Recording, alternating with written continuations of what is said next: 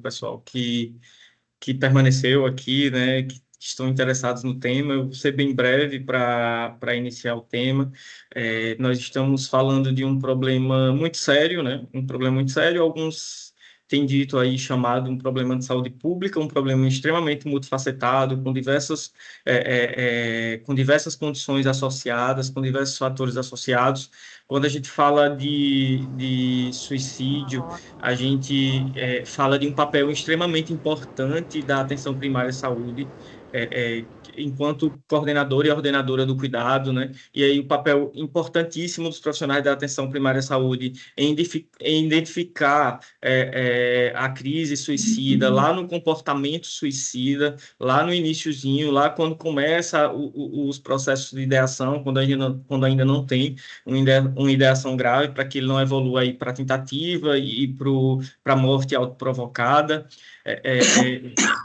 Os estudos epidemiológicos aqui no Brasil, eles têm trazido sobretudo os estudos da Unicamp, lá coordenado pelo professor José Neuri Botega, eles têm trazido que em torno de 17% da nossa população, ela vai ter ideação, um pensamento suicida, mas essa ideação, um pensamento suicida, ela só evolui para plano e tentativa de suicídio para um número ainda menor, né? Entre 5% e 3% para o plano e para a tentativa, e 1% aí para as pessoas que são atendidas em pronto-socorro, por causa da ideação suicida. Mas um dado importante que eu talvez os palestrantes venham a falar, mas que eu vou até dar uma adiantada aqui, é que alguns estudos, sobretudo um estudo de revisão sistemática bem um pouco antigo, de 2002, mas que ele foi ratificado em 2017, ele traz para a gente alguns dados importantes sobre o suicídio e a atenção primária, né, que é o contato dos usuários da atenção primária, das pessoas que cometeram suicídio com a atenção primária,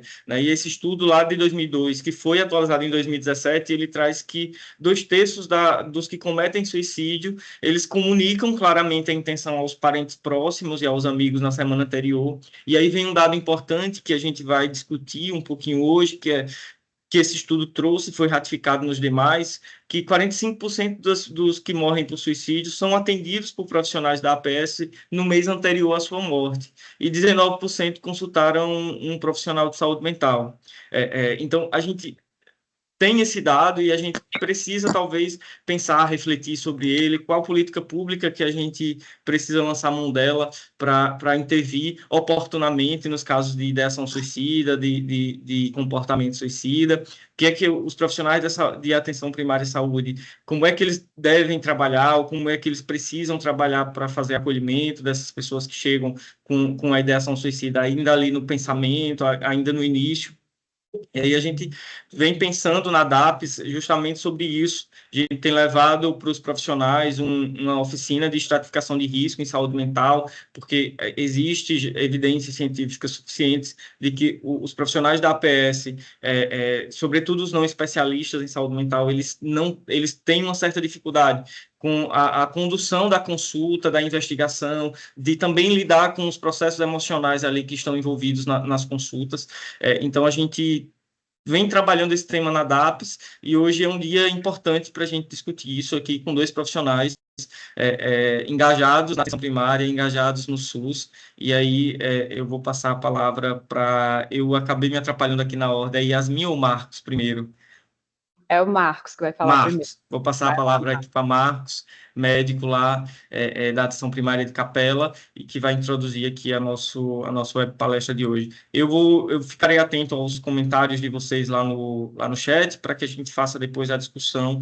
No final, como houve um atraso, a intenção era discutir ao final de cada fala, mas como houve o atraso da tecnologia, super compreensível, eu vou juntar tudo para a gente fazer uma síntese no final, tá certo? Marcos.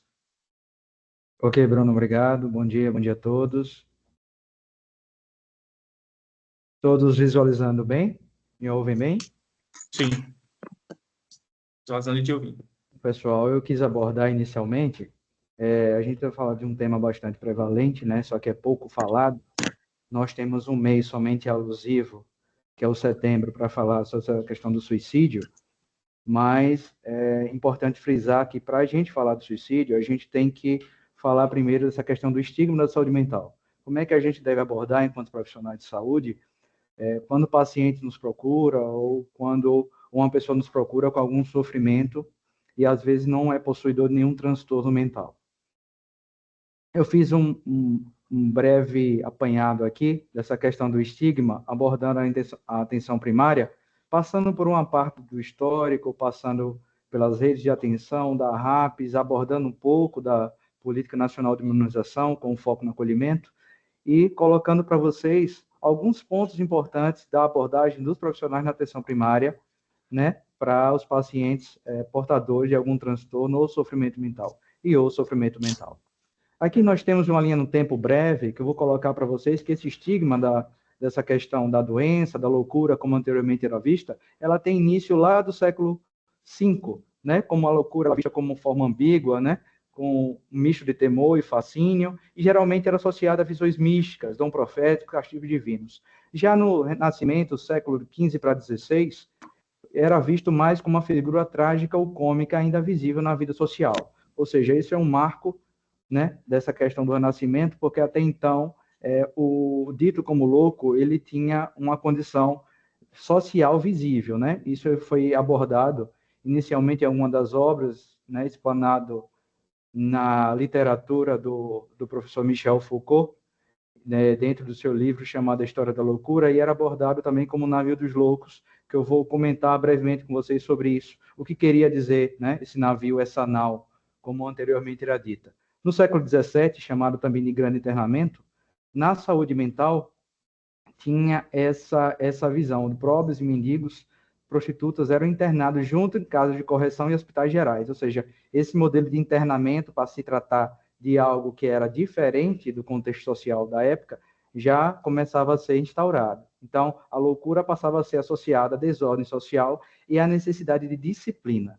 Já no século XVIII, né, visualizando um pouco na época do iluminismo, a medicina moral, os hospitais psiquiátricos já começaram a se multiplicar, né? E o médico, de maneira erroneamente, começaram a assumir um papel de autoridade, né, sobre esse dito como louco, definindo tratamentos e diagnósticos, algo muito, muito pontual, né? Já no século XIX, marcado pela psiquiatria e a questão asilar, foi consolidado mais esse modelo através do isolamento, vigilância e medicalização.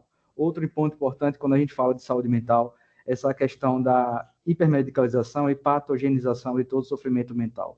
A loucura é enquadrada como uma doença mental crônica, reforçando esse estigma da incapacidade. Essa palavrinha, vocês vão ouvir muito aí falando sobre isso, o estigma, né, da saúde mental. Né? E a segregação, ela persistia já no século XIX. Um marco importante no quesito de saúde mental seria essa questão da reforma psiquiátrica, trazendo do modelo hospitalocêntrico de cuidado, como eu citei agora há pouco, trazendo para essa questão da luta, né, da retirada dos pacientes e aqueles ditos como loucos, que muitas vezes eram excluídos da sociedade, né, trazendo para essa questão, né, dessa luta antimanicomial. Uma grande influência nesse século XX foi o Franco Basaglia, italiano, né, e críticas também do autor, do professor Michel Foucault, que expunham essa violência e exclusão desse sistema asilar. Então, surgiram, a partir de então, movimentos pela desinstitucionalização, reintegração social e cuidado comunitário. No século XXI, né, essa luta persistiu contra o estigma e a atenção psicossocial, e é a que a gente se depara mais hoje em dia, né, que a gente tem mais conhecimento, que seria implementação das redes de atenção psicossocial no Brasil, expansão da rede CAPS, campanhas de valorização da vida, como essa que estamos promovendo hoje, né, campanha de prevenção do suicídio, e combate ao preconceito. Então, tiveram alguns avanços aí na inclusão social, mas o estereótipo e a barreira cultural, ela se mantinha. E uma breve avaliação, sei que a gente, profissional de saúde, se detém muito a como abordar, mas vale a pena a analogia. Essa pintura que retrata aí do século XV, tem diferença de mais ou menos 5 séculos para a segunda, que é uma foto, né, de uma realidade de um manicômio extinto brasileiro, e isso sugere o quê? Uma crítica com relação à visão religiosa, né, e visava muito essa questão da igreja com relação a como cuidar do estigma, né, como cuidar daquele dito como louco, ou seja, pessoas que não necessariamente tinham transtorno mental, às vezes malformações, né, excluídos da sociedade, pobres, eles eram colocados em navios e eram colocados mar adentro, né, para digamos assim, tirar da sociedade aqueles que não se incluíam nela. Então, essa pintura é chamada de Nau dos Loucos, é uma coisa muito marcante hoje em dia, porque se a gente for pegar um comparativo, apesar da distância secular, a gente vê um manicômio no Hospital Colonial Extinto de Barbacena, onde foi feito o documentário da jornalista Daniela Arbeck, chamado Holocausto Brasileiro. Quem tiver interesse no YouTube está disponível, né? Onde pessoas, né, de diversas classes, né, mendigos, excluídos da sociedade, pessoas que não se adentravam dentro daquele contexto social, foram colocadas nesse ambiente, né, para conviverem, sem um mínimo de acolhimento, sem um mínimo de atenção. Saúde era o quesito mínimo. Simplesmente eram depositados no local para decorrer, para não influenciarem negativamente a sociedade. Eu creio que seja um marco interessante, porque esse documentário feito por essa jornalista, ele consegue ser atual até hoje. Então, quem tiver interesse, né, o nome do documentário é Holocausto Brasileiro. Tem um livro também, da Daniela Arbex, e está disponível gratuitamente pelo YouTube, quem tiver interesse em saber um pouco mais sobre essa história manicomial no Brasil.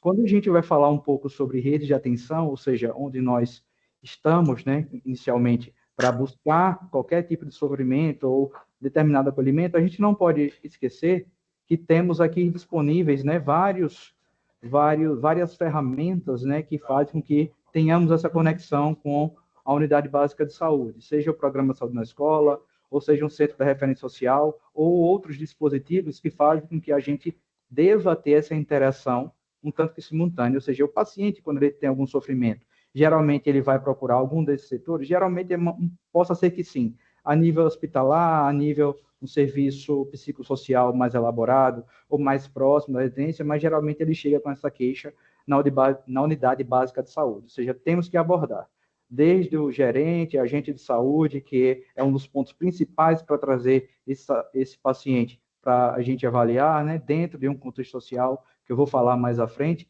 mas essa interação ela tem que se manter, né, rede de atenção à saúde, com os ambulatórios de especialidade, com toda a rede disponível naquele município para abordar um caso de saúde mental ou quaisquer outros casos. Então, quando a gente fala um pouquinho de saúde mental, a gente não pode esquecer da importância dessa rede de apoio, que seria a RAPS. Essa rede de apoio, ela envolve essa questão da estratégia psicossocial, além da unidade básica de saúde, possa ser que tenha algum hospital com um leito psiquiátrico reservado, caso o paciente precisa, né? Claro que ele passando por uma estratificação de risco posteriormente, né? Atenção às urgências e emergências, né? A gente sabe que o SAMU ele dá um suporte no quesito dessa questão de intervenção no suicídio, quando seja necessário, né? E a estratégia de desinstitucionalização, que eu poderia citar o caso das residências terapêuticas, né?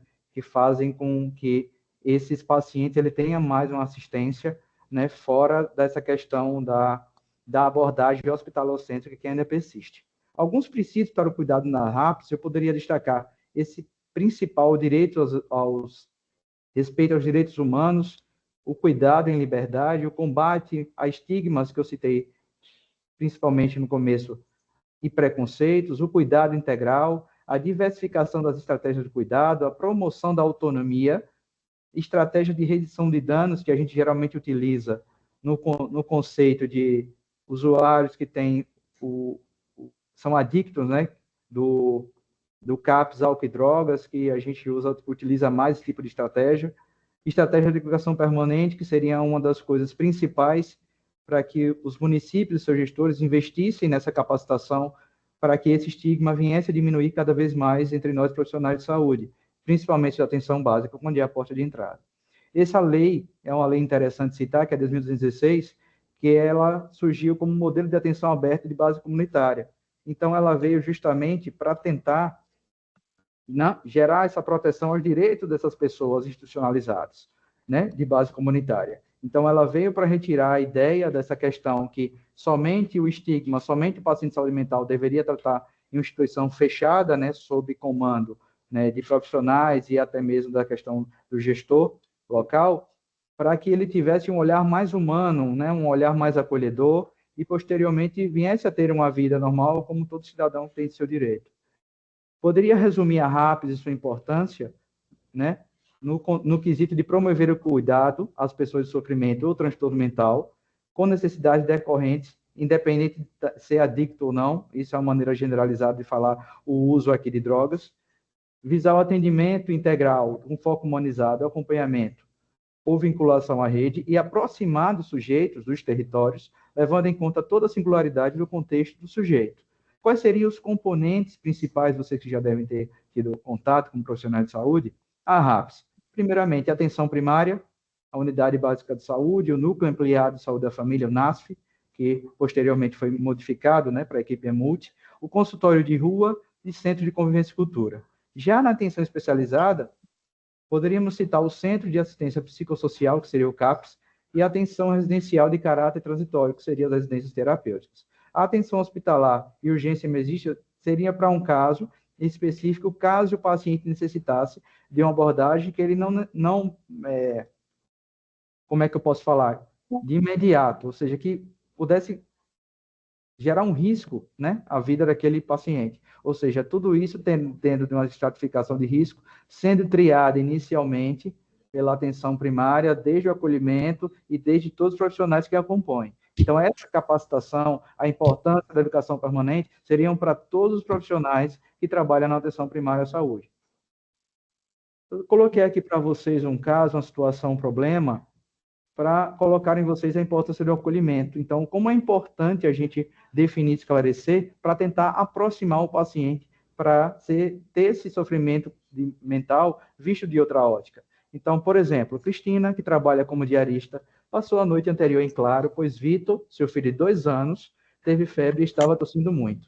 Antes de ir ao trabalho, Cristina levou Vitor a um pronto atendimento, um PA, demorando 25 minutos para chegar de ônibus. Ao chegar, ela foi avisada que não havia pediatra e orientada a procurar um posto de saúde mais próximo de sua casa.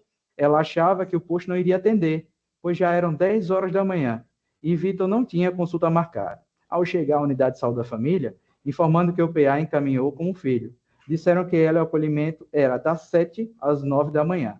Raivosa, Cristina resolveu levar o filho a um pronto-socorro mais distante.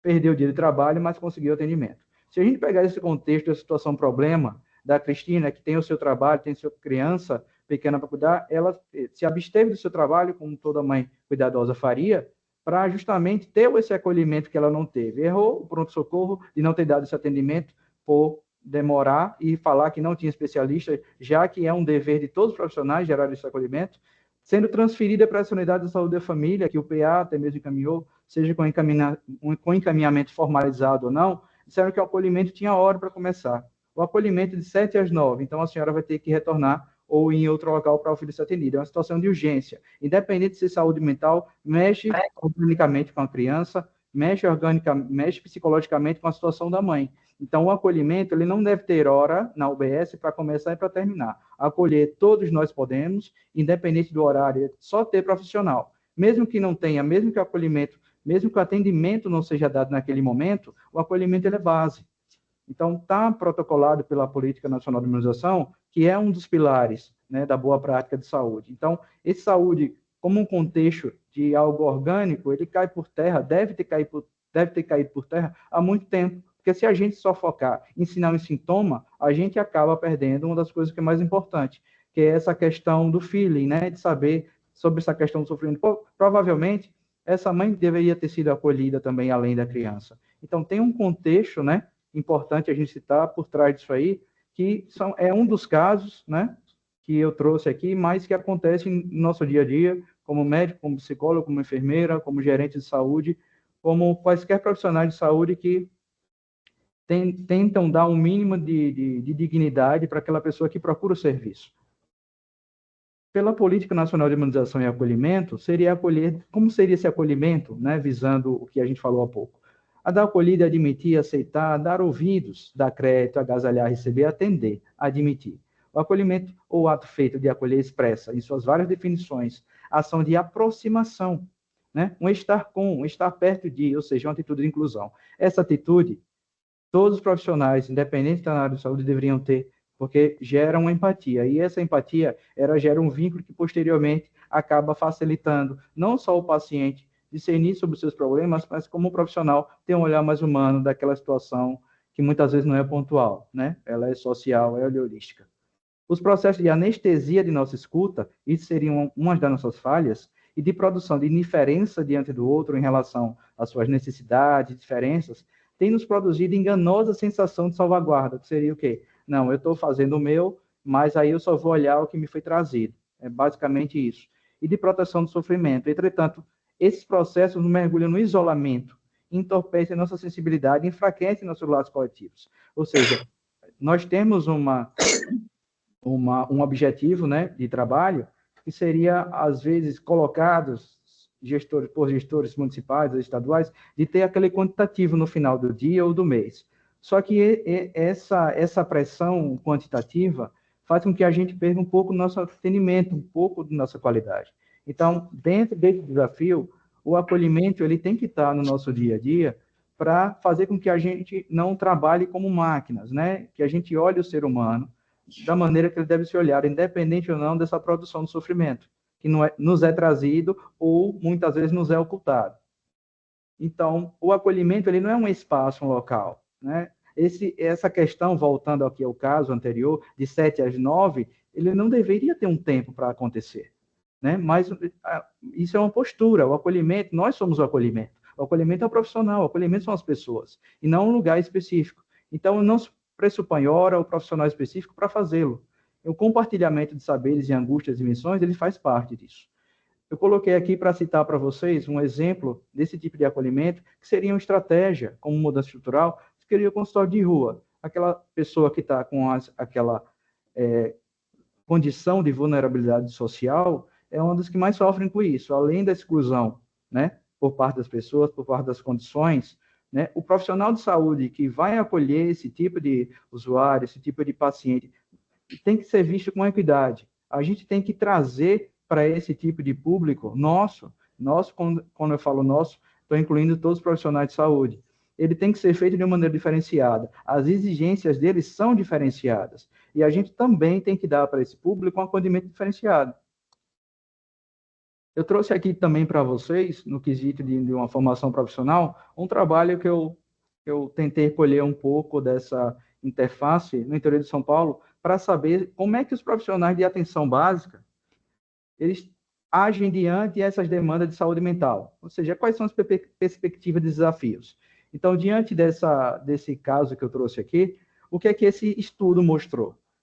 Os principais desafios da abordagem de demanda de saúde mental, na realidade do estudo, estão relacionados à falta de educação permanente de saúde, né? Dificuldade na articulação de serviços e definição de estratégias de atuação pautadas em um processo de trabalho em saúde mais integrado. O que estamos fazendo aqui é justamente isso, é tentar levar um pouco para vocês essa educação em saúde para tentar informar e conscientizar como é que a gente tem que abordar, né, principalmente pacientes de saúde mental. E ainda mais se esse paciente estiver dentro de uma situação de vulnerabilidade social.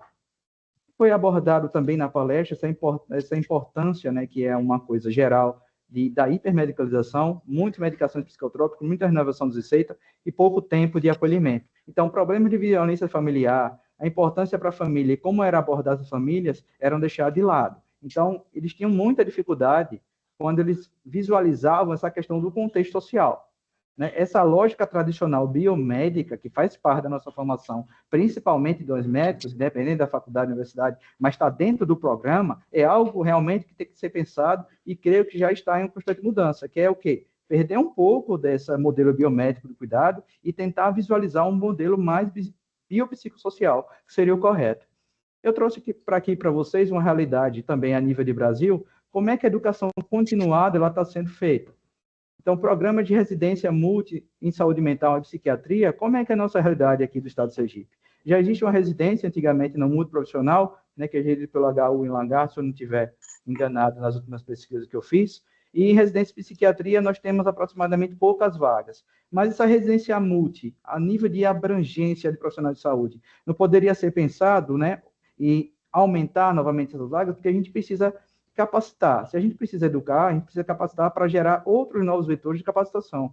Então, eu acho que é algo que eu deixo em questionamento, né, para como seria, porque eu acho realmente muita poucas vagas para o Estado no quesito do contexto de saúde mental, sendo que é um problema que a gente tem que enfrentar com bons olhos, iniciando na atenção primária, mas que é algo que tem que ser perpetuado também com novos professores capacitados em falar sobre saúde mental. Eu creio que aí seria um dos pontos que a gente poderia gerar uma divergência, uma diferença, no caso, nessa questão não só do estigma, mas também tentando diminuir esse preconceito dentro dos próprios profissionais do quesito da saúde mental. Eu acho que a capacitação seria uma das alternativas.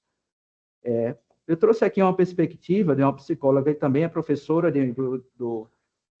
do programa de medicina social da Unifesp, que ela diz o seguinte: como é que ela visualiza a saúde mental na demanda da atenção primária? Ela fala que saúde mental é uma projeção da subjetividade de cada um de nós. Quando falamos em saúde mental, estamos falando de nós, das pessoas que nos procuram, e quando falamos de subjetividade, isso causa um sentimento bastante profundo. Se conectar com o sofrimento, às vezes, é mais importante do que se conectar com o diagnóstico. Essa fala, especificamente, é algo que realmente temos que olhar para evitar que a gente patogenize tudo que chega inicialmente para nós na atenção primária. Uma visão mais, puxando um pouco mais para a questão da medicina, então, uma observação que até professor do curso da Unasul de Medicina e Família e Comunidade, ele traz assim: para falar sobre saúde mental, temos que entender e ter um certo manejo das doenças psiquiátricas.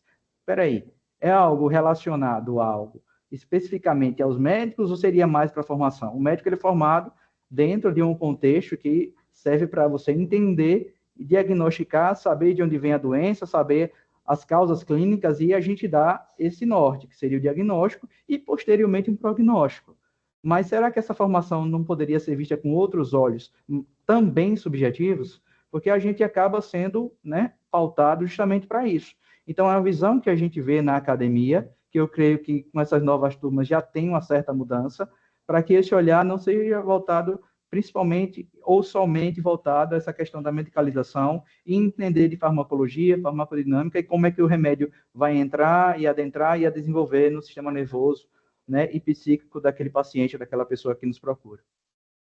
Com relação à demanda da APS e a saúde mental, eu trouxe um foco voltado para o agente de saúde. E o agente de saúde, enquanto profissional da APS, ele está sabendo o que é sofrimento mental, ele está sabendo se aquela pessoa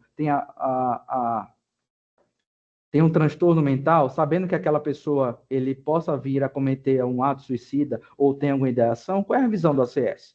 A gente não se pergunta, se realmente a gente precisa ter essa capacitação em equipe para tentar estreitar um pouco dentro das possibilidades de cada profissional, dentro de cada área, com relação a isso. E esse estudo ele diz o seguinte, um comparativo sobre o conceito de saúde mental e o conceito de sofrimento psíquico. A maior parte, por mais que falem que saúde mental em bem-estar físico e psíquico, porque a palavra psíquico às vezes tem uma entonação muito boa, e ter condições físicas, sociais e psicológicas de viver, junto com o desequilíbrio mental, físico e espiritual, foi algo que foi mais abordado quando foi questionado de saúde mental. Só que quando a gente fala de sofrimento, acontece aí uma divergência de saberes e de conceitos. Então, sofrer é algo inerente ao ser humano. Mas será que esse sofrimento pode gerar algo mais grave?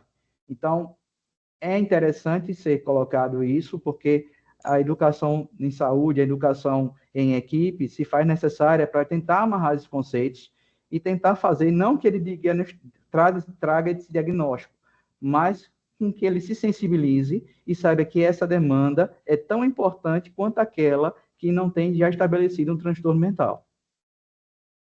Algumas falas desses profissionais, do mesmo estudo, que foi um estudo de mestrado profissional em ensino em ciências da saúde, peguei algumas falas que me chocaram mais. Por exemplo, em descrever as ações de saúde mental, o ACS às vezes tem dificuldade.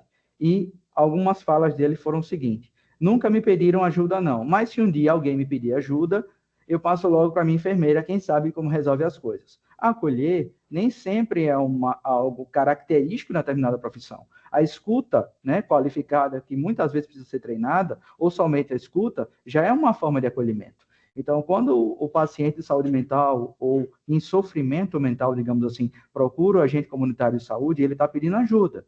Muitas vezes ele prefere desabafar com o médico, com a enfermeira ou com alguém de equipe, sabendo que o sigilo ele é reservado em ambas as profissões, mas às vezes é que ele se sente mais à vontade, ou qualquer outro profissional que ele se sinta. A empatia independe da questão profissional. Se o paciente foi alguém e esse alguém o acolheu, ele vai conseguir falar sobre esse assunto. Então, o fato de não saber como falar ou passar para outro profissional é algo que a gente realmente tem que levar em conta nesse quesito para tentar sugerir algumas ações dentro da comunidade e, quem sabe, se expandir, né, esse tipo de ação no quesito de capacitação de saúde mental para as equipes de saúde básica da família. Outra dificuldade de abordagem aos indivíduos com transtorno mental foi o seguinte, abre aspas, fala de um dos agentes de saúde entrevistados por essa pesquisa. Eu já ligo logo para a polícia, porque quando chega lá, eles logo se acalmam, choram, fingem até que não sabem o que aconteceu. Daí eles ficam com aquela cara de coitadinho, como se nada tivesse acontecido, como se não fosse culpado. Lá na minha área, uma vez, um desses metidos a nervoso apanhou feio quando tentou agredir a mãe idosa.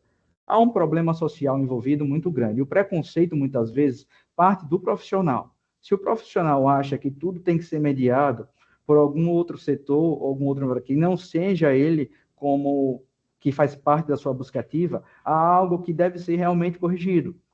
Independente do sofrimento, independente da vulnerabilidade social, o território de saúde, quando ele é colocado para nós profissionais de saúde, ele tem que ser investigado e tem que ser discutido. Por isso a importância do diagnóstico situacional na atenção primária. A gente, através do diagnóstico situacional, né, podemos ver e deter vários problemas que provavelmente essa questão social de violência, possivelmente uma situação de violência doméstica ou algo que aconteceu no passado de algumas pessoas que cometem alguns delitos, nunca foram investigadas e precisam ser abordadas com cuidado, né? Precisam ser acolhidas antes de tudo. Quando eu falo aqui de território em saúde, eu trouxe para vocês como é que essa questão dos serviços hospitalares psiquiátricos, né, intercalando com com serviços comunitários e através desse, posso dizer, ser alavancado por essa reforma psiquiátrica, resultou nessa questão do critério de formalização da territorialização em saúde. O território em saúde não é só um espaço físico que a gente atende ou que a gente dá suporte. Além dessa questão física, engloba a questão de renda, a questão ambiental, a questão territorial e, principalmente, determinantes em saúde, que é algo que a gente precisa e que a gente tem acesso durante o diagnóstico situacional de determinada área, que envolve problemas como renda, moradia, saneamento e educação, e interfere diretamente nesse cuidado da saúde mental. Interfere diretamente no cuidado de uma pessoa que tem esse potencial em suicídio. Então, essa questão cultural, do modo de vida, da subjetividade, também está dentro desses conceitos de territorialização em saúde. Através desse conceito bem estabelecido, a gente pode tirar alguns outros conceitos sobre isso, que seriam o quê? Área de cobertura e ação de serviços extras, né, que seriam atendimento através do Centro de Apoio Psicossocial, um conjunto de recursos terapêuticos ou associações, também pode ser visto como isso quando falamos de saúde mental, né, e o território, principalmente existencial e de pertencimento de cada indivíduo. Colocamos a integralidade, a universalidade e a equidade para serem exercidos de uma maneira real. Então, essa visão territorial é uma consequência dessa luta, né, de retirada do serviço de hospitalização do indivíduo com transtorno do sofrimento mental para chegarmos onde a gente está batalhando até hoje, que é a questão de ir atrás do determinante de saúde, né, fomentar esse quesito da territorialização de saúde e fazer com que essa subjetividade ela venha a ser incorporada nesse atendimento. No campo burocrático, poderíamos dizer que as normativas técnicas do Ministério da Saúde enfatizam a importância do território na organização técnico-assistencial das iniciativas de saúde mental do SUS. Mas, na prática, será que essa noção de território não poderia ser colocada, ou talvez estivesse perdendo potência, com a saída do hospital psiquiátrico em direção à tutela da comunidade, entre aspas, conduzida por profissionais de instituições de CAPS, do Serviço de Assistência Residencial Terapêutica? O que é que essa fala quer dizer? E por que eu coloquei entre aspas? Será que essa visualização, será que a transferência do hospital para essas instituições, não somente uma transferência, né, de pessoas para outro local, ou será que realmente a gente teve essa mudança no cuidado e no olhar desse paciente psiquiátrico? Então, é algo que a gente realmente tem que pensar. Quando a gente fala em suicídio, a gente tem que lembrar que o suicídio começa por um sofrimento que não foi tratado, que não foi abordado, que não é conhecido, seja pelo profissional ou seja pelo próprio paciente. Então, essa abordagem inicial é justamente para tentar sensibilizar nós, enquanto profissionais, eu me incluo nisso, para que a gente tenha esse olhar não só físico de mudança de local desse tipo de pacientes, de usuários, mas uma mudança de pensamento realmente. A participação do controle social, que é outra ferramenta importantíssima no SUS, baseada na 8142/90, tem a importância, eu coloquei essa citação da seguinte maneira: a presença de usuários familiares da comunidade, ela se faz necessária na construção de ações de saúde mental, seja através de conselhos de saúde, conferências e grupos de apoio, com a finalidade de promover a autonomia e protagonismo do sujeito. A gente tem que ter autonomia justamente para a população colocar em pauta o que é que eles necessitam, o que é que eles acham mais importante que mude dentro daquele contexto. E voltamos aqui para a questão dos determinantes de saúde. E isso está influenciando diretamente e posteriormente, ou a curto ou a longo prazo, nesse cuidado de saúde mental. Então, é outro ponto que a gente realmente tem que, né, verificar a importância, que é uma ferramenta que a gente tem importante, né, os conselhos municipais de saúde, para colocar em Conferência Nacional de Saúde, enfim, tanto a nível de município, como de estado, como de Brasil, para que essa voz, principalmente desse público, também seja ouvida. Para que, através disso, né, sejam criadas possíveis estratégias, quem sabe uma política de cuidado na atenção primária da saúde mental. O projeto terapêutico, que é outra ferramenta importantíssima, é algo que realmente a gente tem visto na unidade básica de saúde como algo que faz uma certa diferença quando a gente fala no cuidado da pessoa, né? Principalmente a pessoa que tem esse sofrimento mental. O projeto terapêutico singular, eu trouxe aqui para vocês de uma maneira mais discriminada, para vocês entenderem, quem realmente não conhece, o objetivo. Então, é esse cuidado, de uma forma personalizada, centrada na pessoa, através de várias interações, sejam elas médicas, psicossociais ou comunitárias.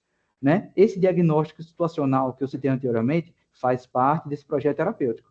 Então, ele vai passar por um diagnóstico situacional, conhecer aquele território de saúde, posteriormente definir metas, planejar essas intervenções e, para não deixar, né, o foco sair, acompanhar e avaliar, né, essa finalização desse projeto singular de saúde que, por mais que eu fale finalizar, precisa desse cuidado longitudinal. Desse projeto, quem é que participa? Participa o usuário, participa a família, participa a equipe de saúde, o médico, enfermeira, CS, psicólogo, e participa o apoio da RAPS também. Né? Exemplo de intervenções, a escuta qualificada, que pode ser feita dentro do consultório, pode ser feita na rua, pode ser feita pelo ACS, quando vai fazer sua pesquisa de campo, ou tentar acolher, né, os pacientes para que sejam assistidos pela unidade básica de saúde.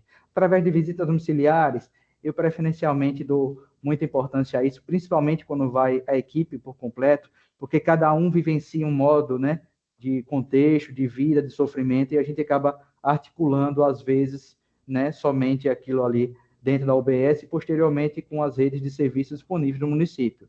Os benefícios do projeto terapêutico singular são melhora da adesão ao tratamento, fortalecer o vínculo, que cada vez mais está sendo necessário entre o usuário e equipe básica de saúde, promover essa continuidade do cuidado, reduzir o estigma, novamente a mesma palavra, e promover a autonomia e reinserção da sociedade.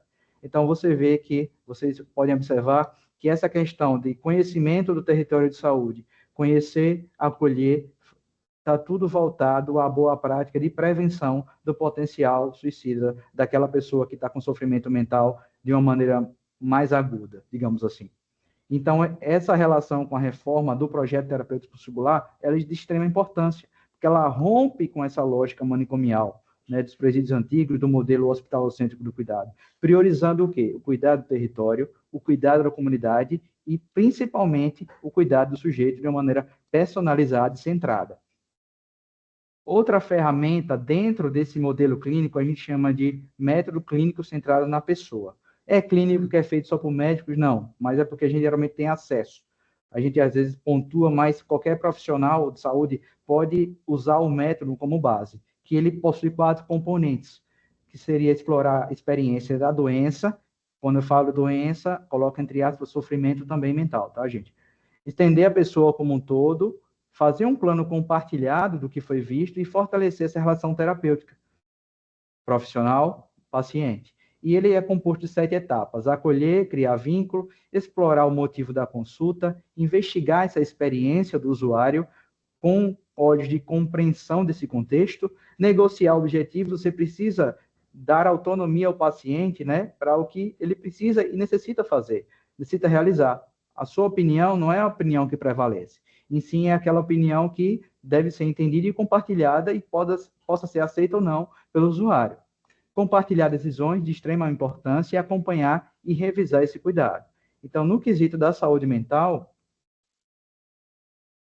quais são os efeitos? Evitar consultas meramente prescritivas, né? Aquele processo de replicar receitas sem escutar o usuário, centrada somente em diagnóstico, redução de estigma, humanizar o atendimento e fortalecimento da sua autonomia, favorecer a detectação precoce e prevenção de agravamentos. Aí eu posso incluir o suicídio com relação a essa detectação precoce, articular clínica e território, aliando-se à reforma psiquiátrica, ao projeto terapêutico singular que eu falei no slide passado. Então, esse modelo biomédico, ele precisa ser entendido para tentar ser modificado, não desconstruído, porque eu sei que é uma tarefa muito complicada e faz parte dessa questão histórica. Mas essa questão da migração, eu acho que é algo, como estratégia, algo bastante viável para nós profissionais de atenção primária e saúde. Quais seriam as diferenças do modelo biomédico para o modelo psicossocial?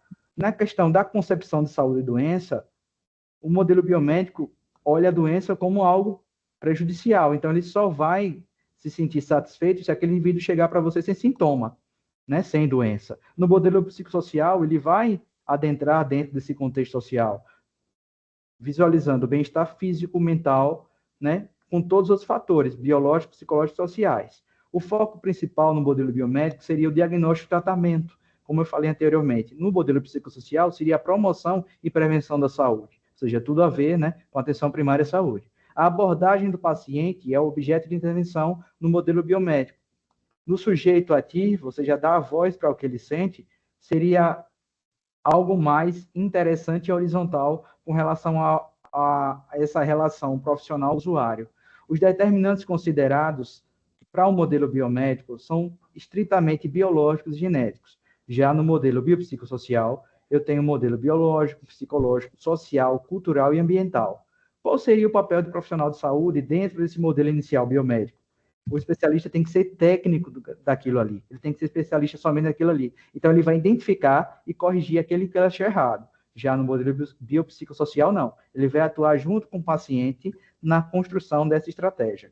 Com relação à metodologia de intervenção, visão do corpo, origem, consolidação e limitações, a gente sabe que tudo do modelo biopsicossocial está voltado a essa questão do acolhimento, de dar voz ao sujeito e da construção de estratégia de saúde junto com o usuário. Essa é a principal diferença. Então, o modelo biopsicossocial é algo que tem que ser replicado e tem que ser revisto e reproduzido dentro da especificação profissional de cada profissional, obviamente, mas é algo que tem que ser visto quando a gente fala muito sobre saúde mental. Então, qual é a repercussão negativa do modelo biomédico na repercussão do cuidado, principalmente de paciente de saúde mental? Essa relação profissional-paciente, ela é reduzida porque não existe escuta ativa. Você está ali para corrigir, você atende o paciente para medicalizar, para replicar a receita. Onde é que está essa escuta? Então, ela vai ser prejudicada. Essa visão reducionista também ela é implantada, desconsiderando aspectos subjetivos, sociais, culturais, isso também não é visto. Além da despersonalização, ou seja, a pessoa ela é um transtorno, ela é uma patologia.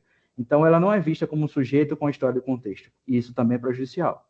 A intervenção passa a ser mais estrita, priorizando o tratamento medicamentoso, e acontece que os pacientes começam a, cada vez mais, procurar cada vez menos a unidade básica de saúde ou ajuda. Por quê? Porque vai ter baixa adesão ao cuidado, né? Eles não são ouvidos, não são compreendidos. Como é que vão ao OBS procurar ajuda? É complicado, realmente. Eu trouxe aqui para vocês, a nível de estudo ou de curiosidade, né, fiquem ao seu critério, uma das mais importantes precursoras dessa luta, né, antimanicomial e da derrubada desse modelo biomédico, foi a psiquiatra Nisa Silveira.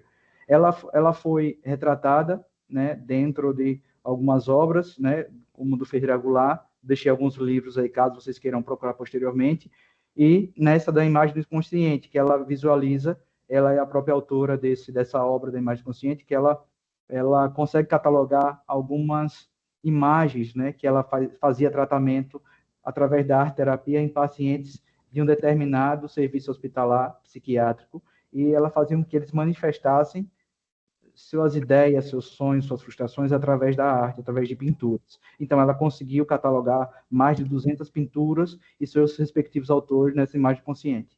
Então, para ela, adoecer mentalmente não era apenas um distúrbio químico-biológico, mas um sofrimento que carrega história, afetos, vínculos e experiências. Então, a doutora Anísia, ela rompeu com esse modelo biomédico, que eu acabei de citar para vocês, e reconheceu a importância da subjetividade e da expressão simbólica e da dimensão social na reconstrução da saúde mental. Quando a gente fala em saúde mental, saindo um pouco do campo da APS para a pandemia, existe uma onda também que veio à tona, principalmente posteriormente à pandemia, que a gente está incluindo como quarta onda. A primeira, a segunda e a terceira onda foi mais voltada para essas alterações crônicas, mas a quarta onda foi mais focada nessa questão dos problemas psiquiátricos, doenças mentais e problemas econômicos por conta disso.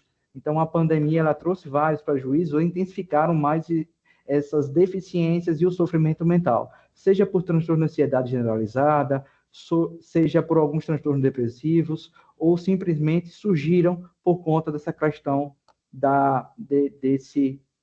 desse marco mundial. Então, é uma coisa realmente que tem aumentado muito nossa demanda, principalmente porque ocorreu, e é algo que a gente tem que realmente ter um olhar diferenciado, porque a gente vai ter mais acesso a esse tipo de sofrimento na UBS.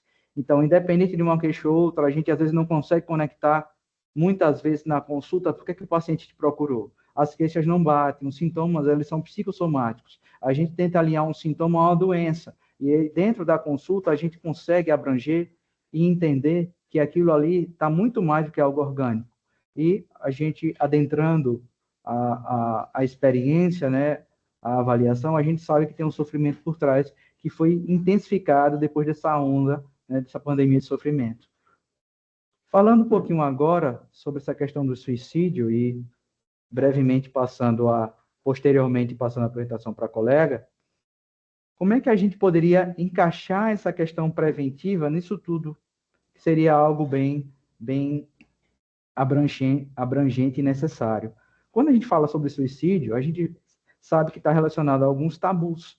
Dentro dos tabus, a gente precisa relacionar alguns dados sobre isso, para falar sobre suicídio, a gente precisa estar embasado nisso, e a gente precisa saber abordar. Como é que a gente aborda o potencial suicida na atenção primária ou independente do profissional, como é que a gente vai falar sobre e saber que aquele profissional, ou saber que aquele usuário, perdão, está com risco de cometer ou o ato suicida ou está com a ideação suicida bem firmada na sua mente. Então, a gente precisa estratificar o risco, esses riscos, né, se é leve, moderado ou grave, a depender do que ela apresenta e quando apresenta e por quanto tempo já apresenta, para a gente iniciar essa questão preventiva. A educação em saúde faz parte, por nós profissionais, de ideias de prevenção. Como é que a gente pode abordar? A gente conhece a doença, a gente sabe que é sofrimento mental, quais são as ferramentas que a atenção básica nos traz para a gente abordar esse tipo de paciente? E, posteriormente, gerar algumas estratégias que é importante falar isso a nível de comunidade,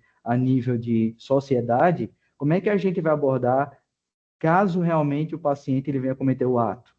Tem outros problemas que têm que ser abordados, mas não esquecidos. Então, eu deixo aqui em aberto, vou passar agora a minha fala para a colega.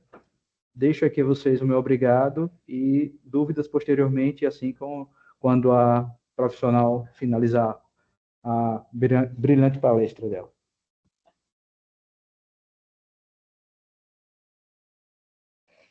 Olá, pessoal, bom dia. Tá todo mundo me ouvindo? Quase boa tarde já, né? Eu vou começar com esse desafio aí que vai ser manter a atenção de vocês na hora do almoço. Mas como nosso tema é muito importante, faz parte do nosso dia a dia, eu acho que eu vou conseguir manter. Vamos lá. Pessoal, começando aqui, agradecendo primeiro a FUNESA, o pessoal da Telesaúde e principalmente a adesão dos trabalhadores que permaneceram mesmo com os nossos pequenos problemas técnicos, né? Acho que isso já mostra o interesse e o comprometimento de vocês. Dizer também que esse assunto que a gente vai falar aqui hoje é um assunto que eu tenho muito apreço, da importância, né? Principalmente a atenção primária em saúde. O tema do suicídio é um tema que, evidentemente, faz parte da minha prática cotidiana, mas esse tema na atenção primária em saúde eu tenho muito apreço, porque como eu estou ali na atenção especializada, eu recebo essa demanda, né, que vai ficando, que é pouco ouvida, que poderia ser melhor acolhida de repente, é o que a gente vai refletir aqui, na atenção primária. Então, é um assunto realmente que faz parte da minha prática. Eu digo que o ambulatório, né, a especialidade, ela tem que aprender um pouco com a atenção primária, né? A gente tem que ter um pouco mais desse chão, desse cotidiano que a atenção primária tem. Então, é realmente com grande apreço que eu faço essa conversa com vocês hoje.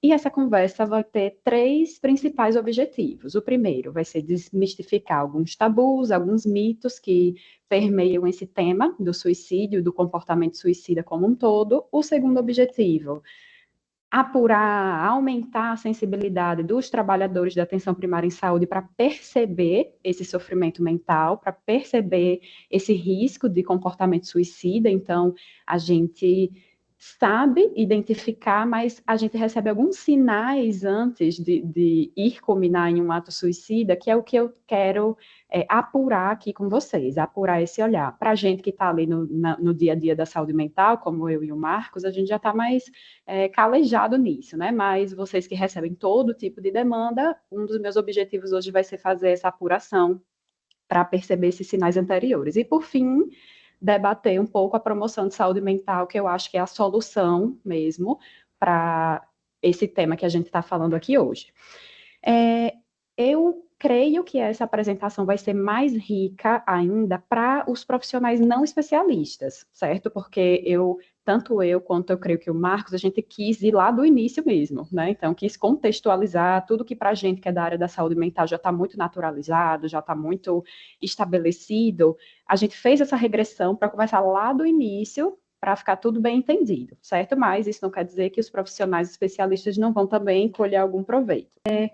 Eu gostei de fazer essa apresentação após Marcos, porque eu acho que ele deu uma contextualização muito importante para a gente entender como é que a gente chega até aqui nessa ação de educação permanente, de reflexão sobre o tema. Eu acho que isso dá uma profundidade muito grande para o assunto, mesmo que existam aí algumas pessoas ou algumas tendências a já querer ir para soluções, né? A gente discute muito isso na psicologia, a gente chama de era da técnica, é aquilo que a gente já quer mastigar da solução. Mas, infelizmente, não é assim que funciona, pessoal. Como é um assunto muito profundo, cheio de nuances, a gente tem mesmo que fazer essa regressão para dar esse aprofundamento no assunto, nesse assunto, né? Então, vamos lá, a gente vai começar assim, tá? Então, tema central, promoção da vida e prevenção do suicídio, subtemas, como identificar o sofrimento mental e o risco de suicídio, como agir, e terceiro, promoção da saúde mental. Perguntas que vamos tentar responder durante a minha fala. Afinal, o que é comportamento suicida e as suas diferenças para o suicídio propriamente dito? Como identificar esse comportamento suicida? Enquanto profissional da atenção primária em saúde, o que fazer? E também o que não fazer? Quando é hora de encaminhar? E há como evitar? Vamos lá. Primeiro, reflexões acerca do suicídio. Vamos começar, então, respondendo a minha primeira pergunta lá que eu compartilhei com vocês, de diferenciar o que é comportamento suicida de suicídio. 2 definições de suicídio eu trago para vocês. O suicídio é a morte resultante de um ato auto-infligido com intenção clara de causar a própria morte. Essa seria uma concepção aí mais médica, né? E a segunda, suicídio é a decisão extrema de pôr fim à própria vida diante de uma experiência subjetiva de sofrimento insuportável, de desesperança ou de perda de sentido existencial. Essa já traz uma profundidade um pouco maior para a gente perceber que por trás daquele ato suicida tem muita coisa, e a gente vai se sensibilizar um pouquinho para isso agora. Antes, alguns dados para vocês entenderem a dimensão do problema que a gente está debatendo. Segundo a Organização Mundial de Saúde, mais de 800 mil pessoas morrem por ano devido ao suicídio. Então, quase um milhão, né? Entre os jovens de 15 a 29 anos, o suicídio aparece como a terceira causa de morte mais recorrente, atrás de acidentes no trânsito e violência interpessoal. De 2010 a 2019, vejam que teve um aumento de 43% no número anual de mortes. E isso, pessoal, não tinha nem chegado na pandemia ainda, que foi quando a gente teve um aumento importante das taxas de adoecimento psíquico. E aí, isso que a gente falou é o suicídio, agora vamos falar de comportamento suicida. Vejam que ele abarca mais do que o suicídio, ou seja, dá para a gente dizer que o suicídio é um comportamento suicida, mas nem todo comportamento suicida é suicídio. Vamos lá. Dentro do comportamento suicida, a gente tem a intenção suicida, que é a expectativa subjetiva e o desejo de que um ato autodestrutivo resulte em morte. Nós temos os pensamentos de morte, não tem a característica de ser agente da própria morte, mas ocorrem pensamentos como a vida não vale a pena, tenho vontade de dormir, não acordar mais, ou seja, pensamentos de desesperança, né, que a gente vai perceber ao longo da nossa apresentação que uma grande parte das pessoas vai chegar a ter pensamentos de morte. Nem todas evoluem, evidentemente, para uma tentativa de suicídio, né? Aí vamos ao terceiro conceito, ideação suicida. Então, pensamentos de servir como agente de sua própria morte. Quarto, plano suicida, que aí a gente já vai perceber mais tarde que já aumenta ali o grau do risco, né? Então, plano suicida, plano de como executar a sua própria morte, pode incluir métodos, locais, datas, providências. Em contextos de maior impulsividade, as tentativas podem ocorrer mesmo sem planejamento. A gente vai ver, inclusive, que a impulsividade é um traço, é um risco maior de uma pessoa que tem um traço de impulsividade. A gente aumenta também o nosso alerta com uma pessoa com esse traço de personalidade, justamente por conta disso, né? Tentativa de suicídio, que é o comportamento autodestrutivo com consequências não fatais, o suicídio consumado e a autolesão sem intenção sem ideação suicida. Isso daqui eu quis colocar só para a gente não confundir ali na nossa lida com o paciente e achar que todo paciente que se autolesiona necessariamente está tendo ideação suicida. Isso não é verdade, certo? A gente sabe que o comportamento de se autolesionar muitas vezes é utilizado como forma de alívio do sofrimento, não necessariamente vai culminar num suicídio, mas isso não quer dizer que aquele paciente que se autolesione não precise ser olhado com alerta. A gente vai avaliar se os outros componentes de risco também estão presentes. E, por último, os sobreviventes do suicídio, que são aquelas pessoas que perderam uma pessoa próxima por suicídio. Sobrevivente do suicídio não é aquela pessoa que fracassou na tentativa suicida. Não, é a pessoa que ficou, é o familiar, é o amigo que ficou e que fica muito abalado, muito chocado com aquele fato, né, do seu ente querido, do seu amigo. Então, é um termo que a gente vai falar bastante quando a gente estiver discutindo pós-venção. Eu trouxe esse gráfico para vocês perceberem o que eu estava falando antes, de que de 100 habitantes, 17 vão ter pensamentos de morte, 5 vão evoluir para um plano, 3 vão realmente ter uma tentativa e 1 vão ser atendidos em pronto-socorro, certo? Vamos lá. Pessoal, o suicídio, ele é uma morte de grande impacto emocional e social. A Organização Mundial da Saúde estima que de 5 a 10 pessoas são severamente afetadas pelo suicídio. Outros autores defendem que são de 28 a 50 e outros falam em até 135 pessoas. Yasmin, por que essa variação tão grande, né? Um fala em 5 e o outro em 135. É porque isso vai variar muito de cultura, certo? Tem culturas que são mais coletivas, tem culturas que são mais individualistas, isso aí é uma variação, tem uma variação muito grande mesmo, mas o que dá para a gente perceber é que existe um impacto entre aqueles que ficam. Eu, lá no ambulatório, recebo muito isso, né? Eu recebo tanto a pessoa com ideação suicida, mas eu recebo muito pessoas que adoeceram por conta do suicídio de uma outra pessoa. Então, é algo para a gente olhar também. Aqui, eu quero fazer uma reflexão com vocês que, para mim, é a mais importante de todas e que, às vezes, passa batido quando a gente está ali lendo manuais, quando a gente está estudando o que fazer, quando a gente está muito apressado pelas soluções, né? Que é o seguinte, pessoal, o que o suicídio diz sobre o nosso tempo e a nossa sociedade? Vejam, a gente, como profissional de saúde, a gente está muito acostumado com cuidar da saúde de um paciente, não é verdade? De evitar adoecimento, então detecção precoce, todo tipo de estratégia para quê? Para manter a vida, não é verdade? Então, o que é que a gente faz com uma pessoa que escolhe tirar a própria vida? Em um tempo em que a ciência e a medicina nunca estiveram tão evoluídos para cuidar e manter a saúde, a vida.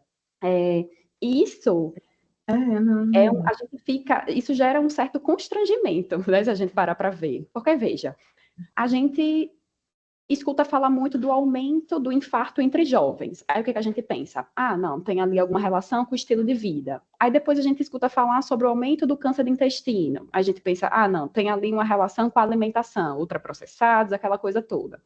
E o suicídio? Será que a gente vai esgotar a explicação do que é o suicídio só na resposta de que, ah, não, suicídio é aquela pessoa que tira a própria vida? Tá, mas por quê? Por que tantas pessoas tiram a própria vida? Por que está aumentando esse número de pessoas que tiram a própria vida? O que é que isso diz sobre o nosso tempo e a nossa sociedade? Mesmo que isso gere um certo constrangimento, tanto para a saúde, para a medicina, até para o discurso religioso também, né, a coisa do pecado, mesmo que gere esse constrangimento na discussão, a gente tem que fazê-lo, se a gente está querendo falar em promoção de saúde, certo? E aí, respondendo à pergunta, o que o suicídio diz sobre o nosso tempo e a nossa sociedade, eu trouxe algumas razões desse aumento. Primeiro, para a gente entender como que são causas extremamente sociais, coletivas e não apenas psicologizantes, tá? Que, por exemplo, só alguma delas, né? Juventude em risco. O que é isso, Yasmin? É contexto violento, desemprego, acesso facilitado a drogas, crises econômicas, aumento dos transtornos mentais, métodos letais acessíveis, os impactos da pandemia, as redes sociais e o efeito contágio, que a gente chama, né? Quem não lembra da baleia azul, né? E daquelas... quando viraliza esse tipo de situação, também desigualdades sociais e isolamento. Então, eu trouxe aqui algumas das razões do aumento dos índices de suicídio para a gente perceber a profundidade que esse tema traz. A gente não pode, de novo, reduzir esse aumento a causas psicológicas apenas. A gente vai perceber que os transtornos mentais são mesmo bastante frequentes no comportamento suicida de modo geral, mas eles não são tudo, certo? E esse aumento nos índices deve também nos fazer pensar sobre sobre a nossa realidade, a nossa forma de vida de um modo geral. E aí eu peguei, então, esses fatores de risco, sistematizei peguei o aumento e sistematizei em fatores de risco, que são bastante conhecidos.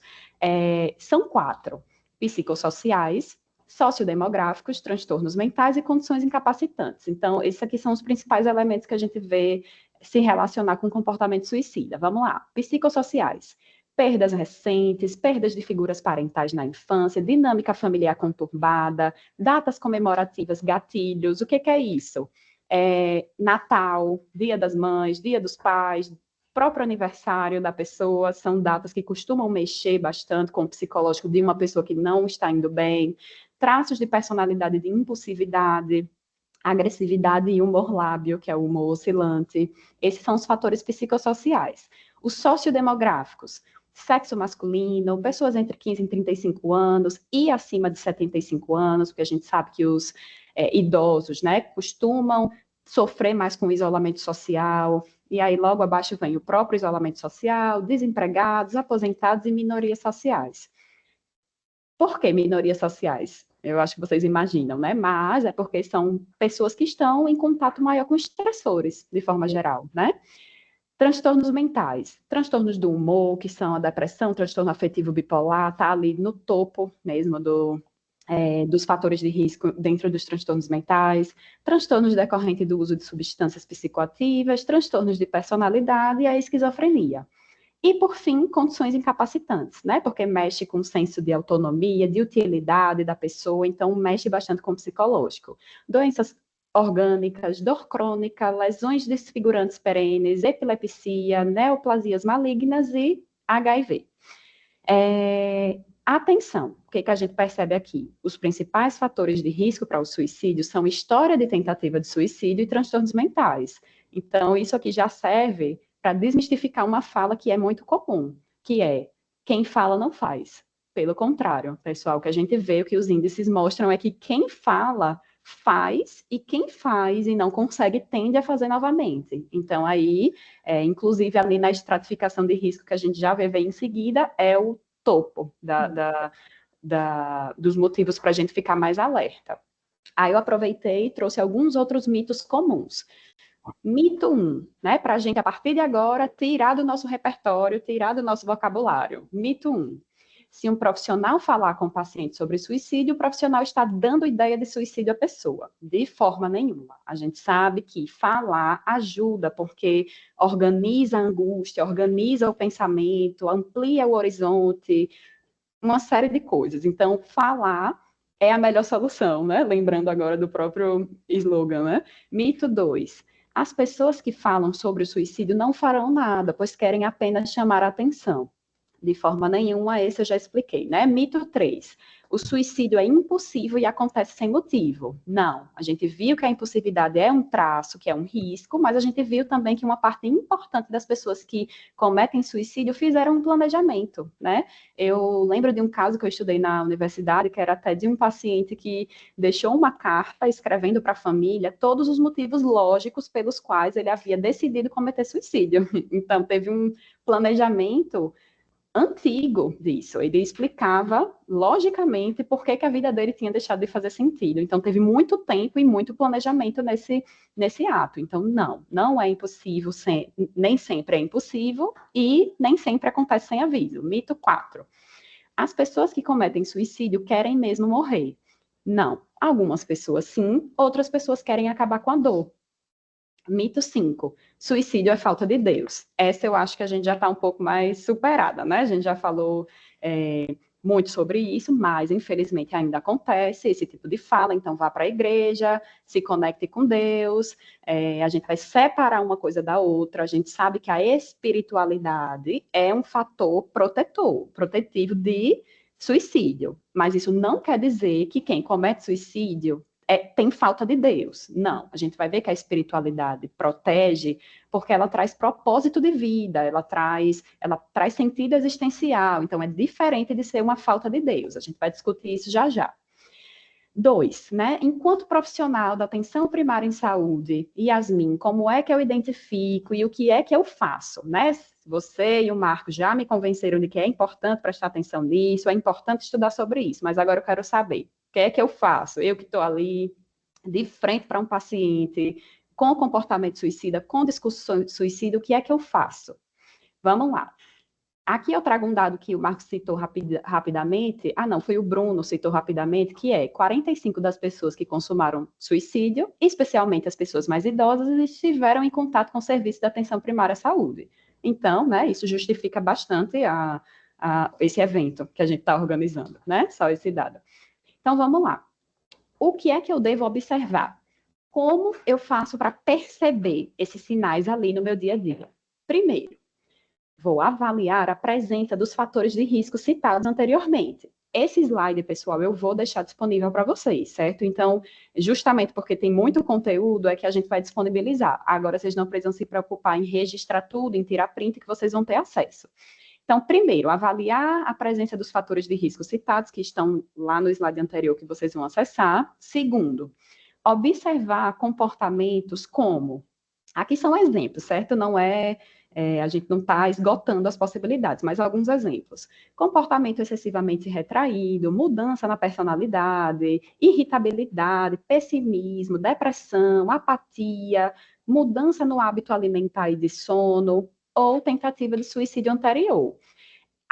Principalmente o agente de saúde que está lá no território do paciente tem muita informação relacionada a isso, na verdade. Então, você vai na casa de um paciente, ele diz, esse menino não sai mais do quarto, não quer mais saber de não sei o quê. Então, são coisas para a gente ficar atenta, certo? Quando a gente escuta, antes de a gente julgar, da gente apontar, a gente tem que parar e, como profissional de saúde, avaliar esse tipo de comportamento.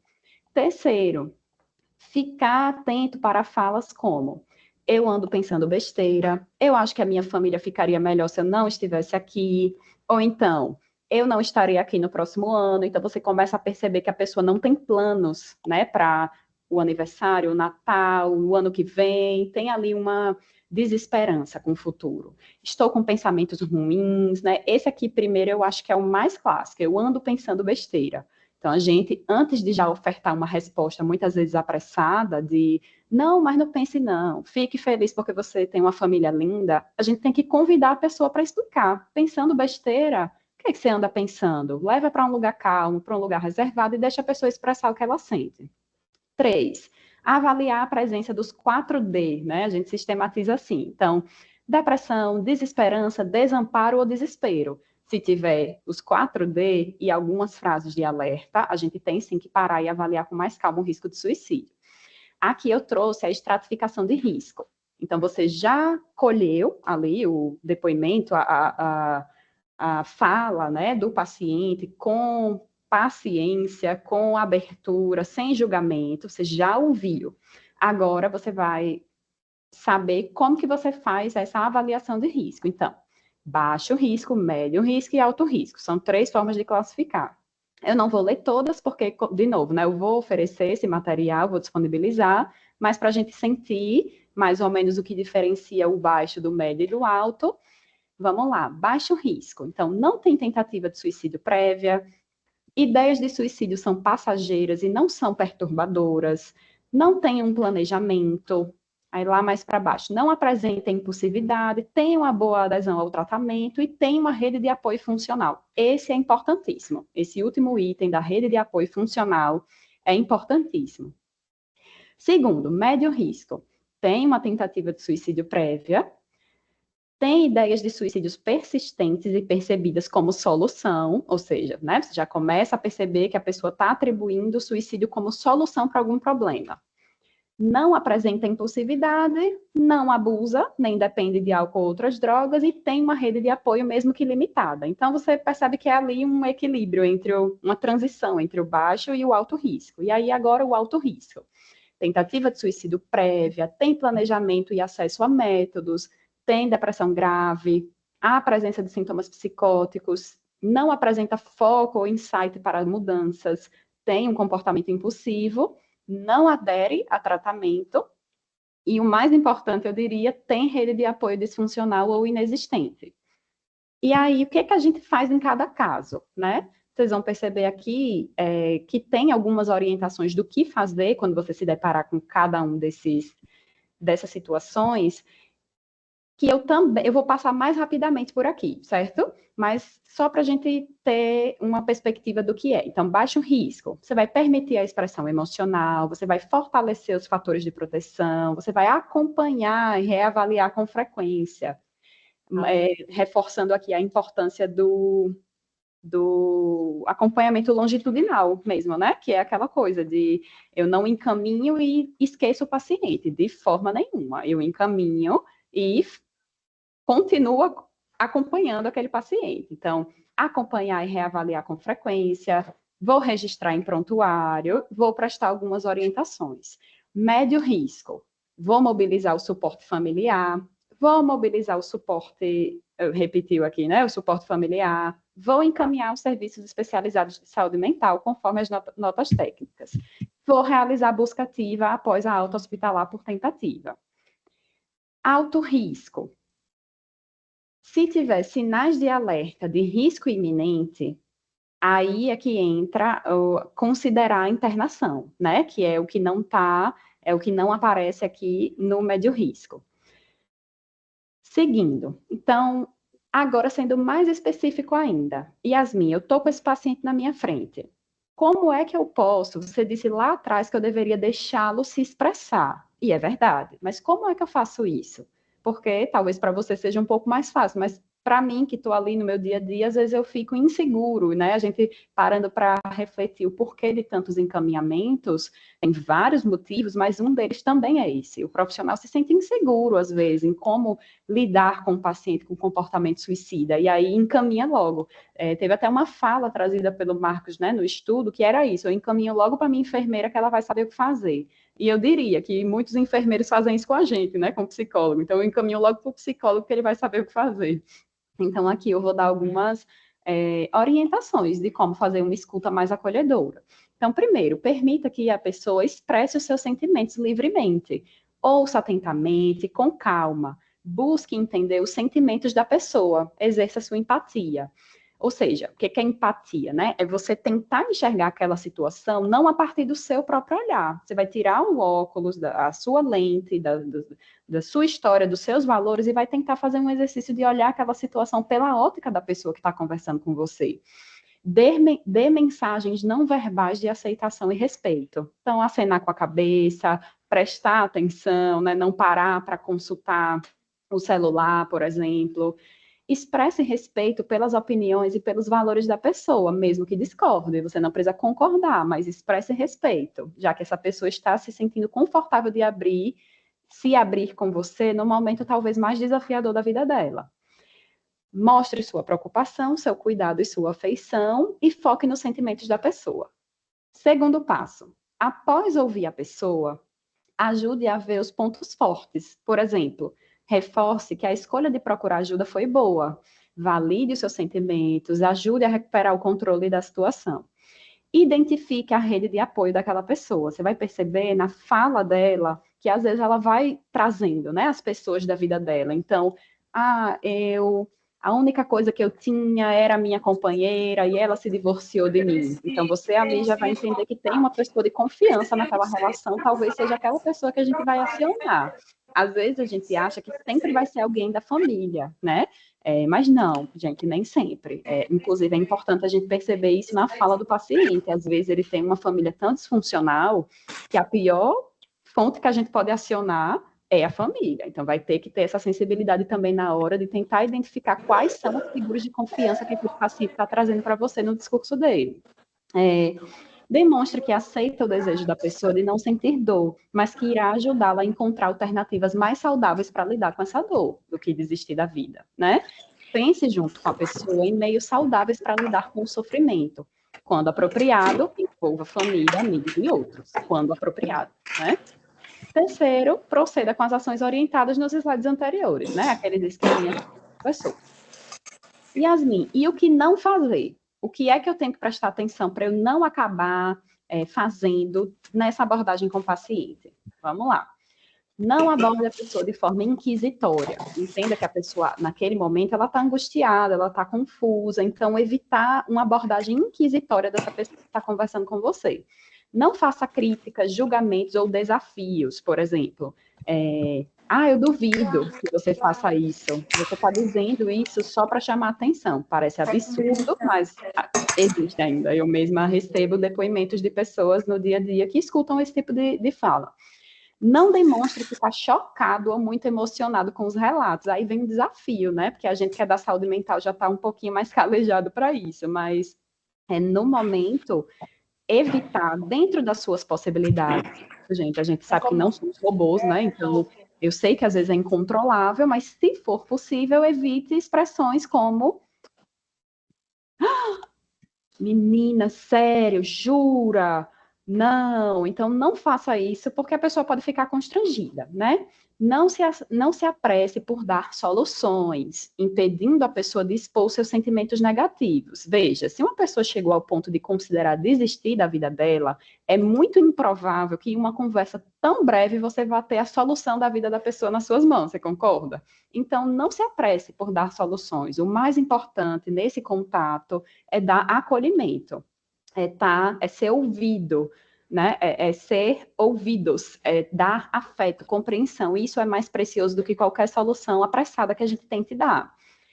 Não procure culpados, né? Então, outra coisa que a gente faz bastante, isso daí é porque a sua mãe é um irresponsável, isso daí é porque o seu namorado... Não, gente, não é adequado nesse momento a gente atribuir culpa, até porque a gente sabe que o comportamento suicida ele é muito mais complexo do que um resultado de um evento apenas, né? Uma traição, um conflito familiar, geralmente é um arranjo bastante complexo, como a gente viu nos fatores relacionados, né? Traz, inclusive, elementos de sociedades e não só psicológicos. Então, não ofereça soluções simplistas para os problemas que ela vivencia, basicamente o que a gente falou anteriormente. Em vez disso, estimule-a gradualmente a olhar para si e para os seus recursos. Então, aqui um quadrinho sistematizando para a gente consultar mais tarde, certo? Aqui tem um que eu acho importante dizer, que é o seguinte: não prometa segredo, né? Isso daí pode parecer um pouco estranho, sendo que a gente fala tanto em sigilo, mas isso daqui não é sobre o sigilo.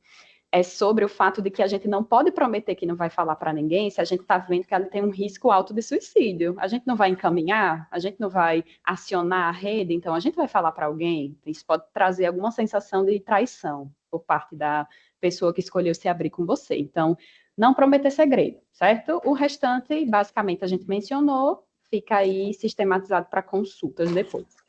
O mais importante, modificar os nossos comportamentos do dia a dia, buscando criar uma cultura de compreensão e solidariedade. O que é que eu estou querendo dizer aqui, gente?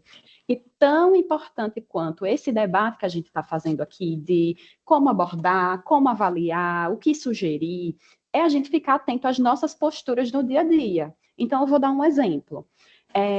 Se eu estou lá na minha unidade de saúde e chega algum paciente comentando, por exemplo,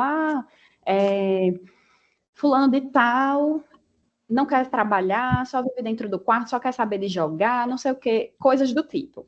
A gente, se tiver numa postura mais relaxada, a gente pode vir automaticamente aquelas falas de essa juventude de hoje, ele não quer saber de nada não, ele é irresponsável, mas, gente, a gente precisa construir uma cultura de compreensão e solidariedade. Então, eu paro e penso que talvez aquela pessoa esteja sinalizando algo de errado. Vocês concordam que um adolescente que esteja saudável, que esteja com os níveis de satisfação com a vida, propósito de vida, tudo certinho, não é muito comum esse tipo de comportamento, de isolamento, não é. Então, talvez ali seja mais do que meramente uma preguiça, meramente qualquer coisa dessa natureza. Então, é preciso que a gente vá transformando essa cultura das nossas relações de modo geral para uma cultura de mais acolhimento e solidariedade. Entrando agora na parte sobre promoção da vida e saúde mental, né? Que foi o que eu falei lá no início, que para mim é a solução, né? Promover saúde mental, promover vida. O que isso significa, Yasmin? Promover saúde mental. Promoção da saúde mental é o conjunto de ações que fortalecem o bem-estar psicológico e os fatores de proteção antes mesmo do surgimento de um transtorno ou crise. E como é que a gente promove saúde mental? Fortalecendo vínculos sociais, grupos de convivência, redes de apoio entre vizinhos, projetos comunitários. 2, promovendo a educação emocional desde cedo. Então, programas escolares de habilidades socioemocionais são uma boa estratégia. 3, participando de atividades de lazer e cultura, então, esporte, arte, música, dança, voluntariado, ou seja, tudo que gere propósito, prazer, saúde mental de um modo geral, né? 4, valorizando a espiritualidade ou filosofia de vida. Então, espaço para práticas religiosas, meditação, reflexões sobre propósito e sentido. Vejam que era isso que eu estava me referindo quando eu falei da diferença da falta de Deus e da espiritualidade, né? Veja que aqui a espiritualidade tem a ver com essa coisa do sentido da vida, né? Questões mais existenciais mesmo, que a gente sabe que são fatores protetores de comportamento suicida. 5, combatendo o estigma. Então, campanhas de informação para quebrar preconceitos sobre depressão, ansiedade e a própria psicoterapia. 6, construindo ambientes de trabalho saudáveis. Jornadas equilibradas, câmaras de apoio, prevenção ao assédio moral e treinamento sobre saúde mental. Aí aqui eu fiz questão de abrir um tópico só para isso, rapidinho, esse tema é muito presente na nossa vida como profissional de saúde, né? Essa coisa do ambiente de trabalho, de conseguir garantir um ambiente de trabalho equilibrado. Então, eu fiz questão de trazer para a gente uma breve sistematização de algumas estratégias para a gente conseguir esse desafio de promover saúde mental no ambiente de trabalho. Então, estratégias, né? Políticas institucionais de proteção, protocolos claros contra assédio, acompanhantes e colegas, segurança física no ambiente físico, escalas que respeitem o descanso mínimo, equilíbrio vida-trabalho, escalas equilibradas, evitar plantões excessivos, engajar-se em atividades outras que não sejam de cunho profissional e produtivo. A gente esquece, né, da importância disso, mas é importantíssimo para promover saúde mental. Treinamento em manejo emocional, espaços de acolhimento dentro dos ambientes de trabalho, reconhecimento e valorização, esse é desafiador, né? Apoio psicossocial, integração e suporte de equipe. Então, reuniões de caso com foco no aprendizado, não na punição do trabalhador, atividades de integração em setores, entre outras, certo? Aqui a ideia era passar rapidinho mesmo, mas a tabela para vocês. Deixa eu ver se eu tenho tempo, eu tenho, né? Para falar rapidinho de pós-venção, porque se vocês perceberem, não estava nos subtemas que me foram solicitados, mas eu achei que era importante trazer como um brinde, né? Se restasse um tempinho para a gente. E aí restou, vamos lá. Não sei se todo mundo aqui já ouviu falar em pós-venção, então vamos começar com o conceito, né? O que é pós-venção? A pós-venção engloba os cuidados prestados às pessoas impactadas pelo suicídio de alguém, ajudando-as a lidar com os efeitos emocionais da perda. Então, são os sobreviventes de suicídio que a gente falou anteriormente, né? São objetivos da pós-venção: trazer alívio dos efeitos relacionados com o sofrimento e a perda, prevenir o aparecimento de reações adversas e complicações do luto, minimizar o risco de comportamento suicida nos enlutados por e promover resistência e enfrentamento em sobreviventes. Vejam que, então, dá para a gente dizer que pós-venção, ela é pós-venção e prevenção ao mesmo tempo, né? Porque se a gente está cuidando das pessoas que ficaram para evitar o comportamento suicida delas, ou até o próprio adoecimento, então a gente está falando de prevenção também, né? Então, veja a importância da pós-venção. Estudos demonstram diferenças significativas na intensidade, na duração do luto, no aumento de sintomas depressivos e no impacto familiar nos sobreviventes dos suicídios, se a gente comparar com outras mortes violentas. Ou seja, o que está dizendo aqui essa citação? Que tem uma natureza diferente.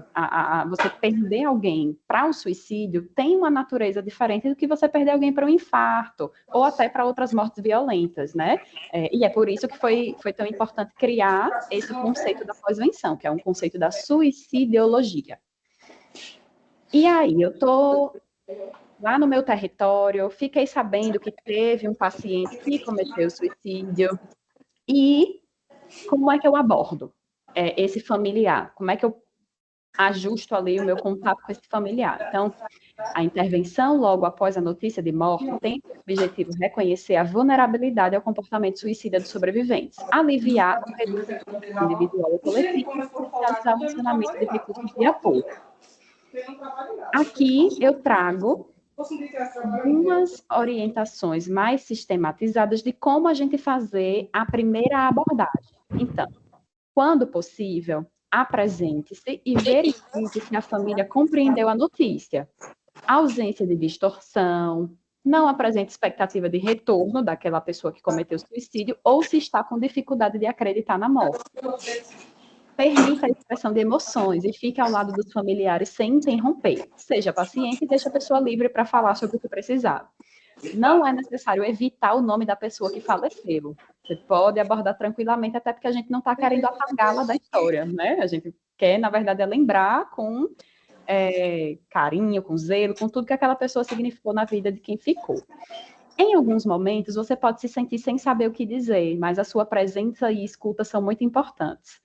Não diga para a pessoa o que ela precisa fazer ou sentir. Evite dizer, eu sei como você se sente, ou logo isso vai passar, porque você não tem como prever a duração exata do processo de luto daquela pessoa. Pergunte se tem alguém que gostaria de telefonar para estar nesse momento com eles. Desmistifique mitos e tabus. Por exemplo, ela não se suicidou porque queria se distanciar de vocês. Ela queria matar uma dor. Essa é uma resposta boa da gente dar, né? Tenta reduzir um pouco aquela coisa da culpa. A gente vai perceber mais à frente que, para a pessoa que fica, a maioria das pessoas enfrenta mesmo uma sensação de culpa, de o que eu não percebi, né, o que eu poderia ter feito. Então, às vezes, esse tipo de fala, né, que tenta desmistificar, ajuda a evitar esse tipo de sensação. E aqui umas outras, né, que vai ficar aí no material. Então, quando é que eu encaminho um sobrevivente de suicídio? Esteja atento a indivíduos que possam necessitar de cuidados adicionais. Então, você prestou aquele acolhimento, fez uma primeira abordagem bacana, mas vão existir, sim, aquelas pessoas que vão precisar de um atendimento especializado. Então, identifique sinais de maior sofrimento emocional, como crises de pânico, negações da morte, pré-existência de transtornos de humor, falta de rede de apoio social, dependência química e outros fatores de risco. Ofereça encaminhamento para os profissionais especializados. Sinais para observar: antecedente de tentativa, quadro depressivo, história familiar de suicídio e identificação com a pessoa que morreu. Isso é bem comum, né? Por exemplo, no caso de um adolescente que cometeu suicídio, ele tinha aquele melhor amigo, aquela pessoa muito próxima. Essa pessoa vai precisar ser olhada com um pouquinho mais de atenção, certo? Porque pessoas que se identificam profundamente com a pessoa que suicidou podem estar mais suscetíveis de suicídio. E sentimentos de culpa ou responsabilidade.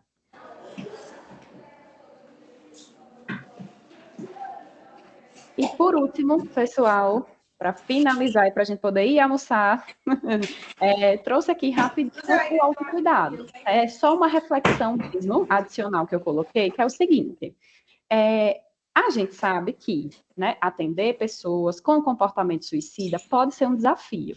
Muitos sentimentos podem ser despertados nessa relação. E é necessário ter consciência deles para que a atuação seja adequada e não leve a prejuízos ao paciente e nem ao esgotamento do profissional. Então, por que eu fiz questão de pôr isso aqui? Porque a gente sabe que é desgastante a gente manter essa disponibilidade interna, né, para um paciente com conteúdos tão sensíveis como esse. E ainda mais a gente tem que gerenciar toda aquela informação e dar um retorno, né, seja um encaminhamento, alguma ação. Então, isso mobiliza bastante os afetos do trabalhador também. E se a gente não presta atenção nisso e fica ali só focado em dar conta das demandas, a gente vai caindo naquilo que o meu colega falou anteriormente, que é a anestesia da escuta, né? Então, essa alta carga de trabalho, esse foco em estar ali resolvendo questões, acaba deixando a gente anestesiado. Então, é mesmo um equilíbrio para a gente conseguir digerir e continuar sendo humanos e acolhedores, mesmo lidando com uma alta carga emocional desse tipo de abordagem.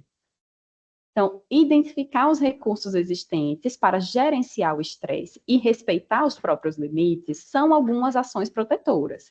Porém, a recomendação mais relevante é o trabalho em equipe.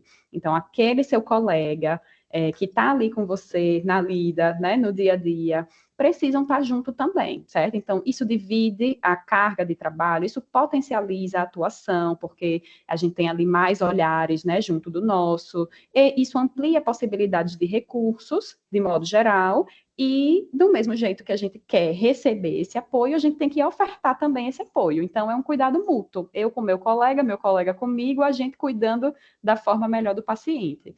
Então, eu quis só adicionar essa parte aqui do autocuidado para a gente lembrar que sim, a gente tem que cuidar e sim, a gente tem que respeitar os nossos limites, porque justamente por ser um problema de tantas dimensões, não vai ser também por uma única abordagem que a gente vai resolver. A gente faz o melhor que está ao nosso alcance. E, às vezes, isso é tudo, né? Para aquele paciente que está precisando de acolhimento, de ser ouvido e tudo isso que a gente conversou aqui hoje. Bom, pessoal, é isso. Consegui, né? Acelerei um pouquinho para poder caber, mas eu acho que deu para compreender bem, né? Como eu disponibilizei, aí tá contatos para eu poder mandar o material, eu posso encaminhar também aqui para o pessoal da organização, caso isso facilite. E eu quero só adicionar uma informação que é a respeito do CVV, né? Que é o Centro de Valorização da Vida, o número. Que é o... Por quê? Porque a gente colocou aqui os fluxos, né, dos serviços que a gente pode acionar, mas existe também o CVV que faz, sim, uma parceria com a saúde pública, né? Eles são uma ótima estratégia. Eu já conheci algumas pessoas que realizaram um processo seletivo para serem acolhedores dentro do CVV, e eles são bem sérios, então fica aí também lembrando da existência desse serviço, que é o CVV, para acionar, basta ligar para o 188, tá bom? Agradeço a informação e a atenção e a disponibilidade de vocês, e estou disponível para tirar as dúvidas.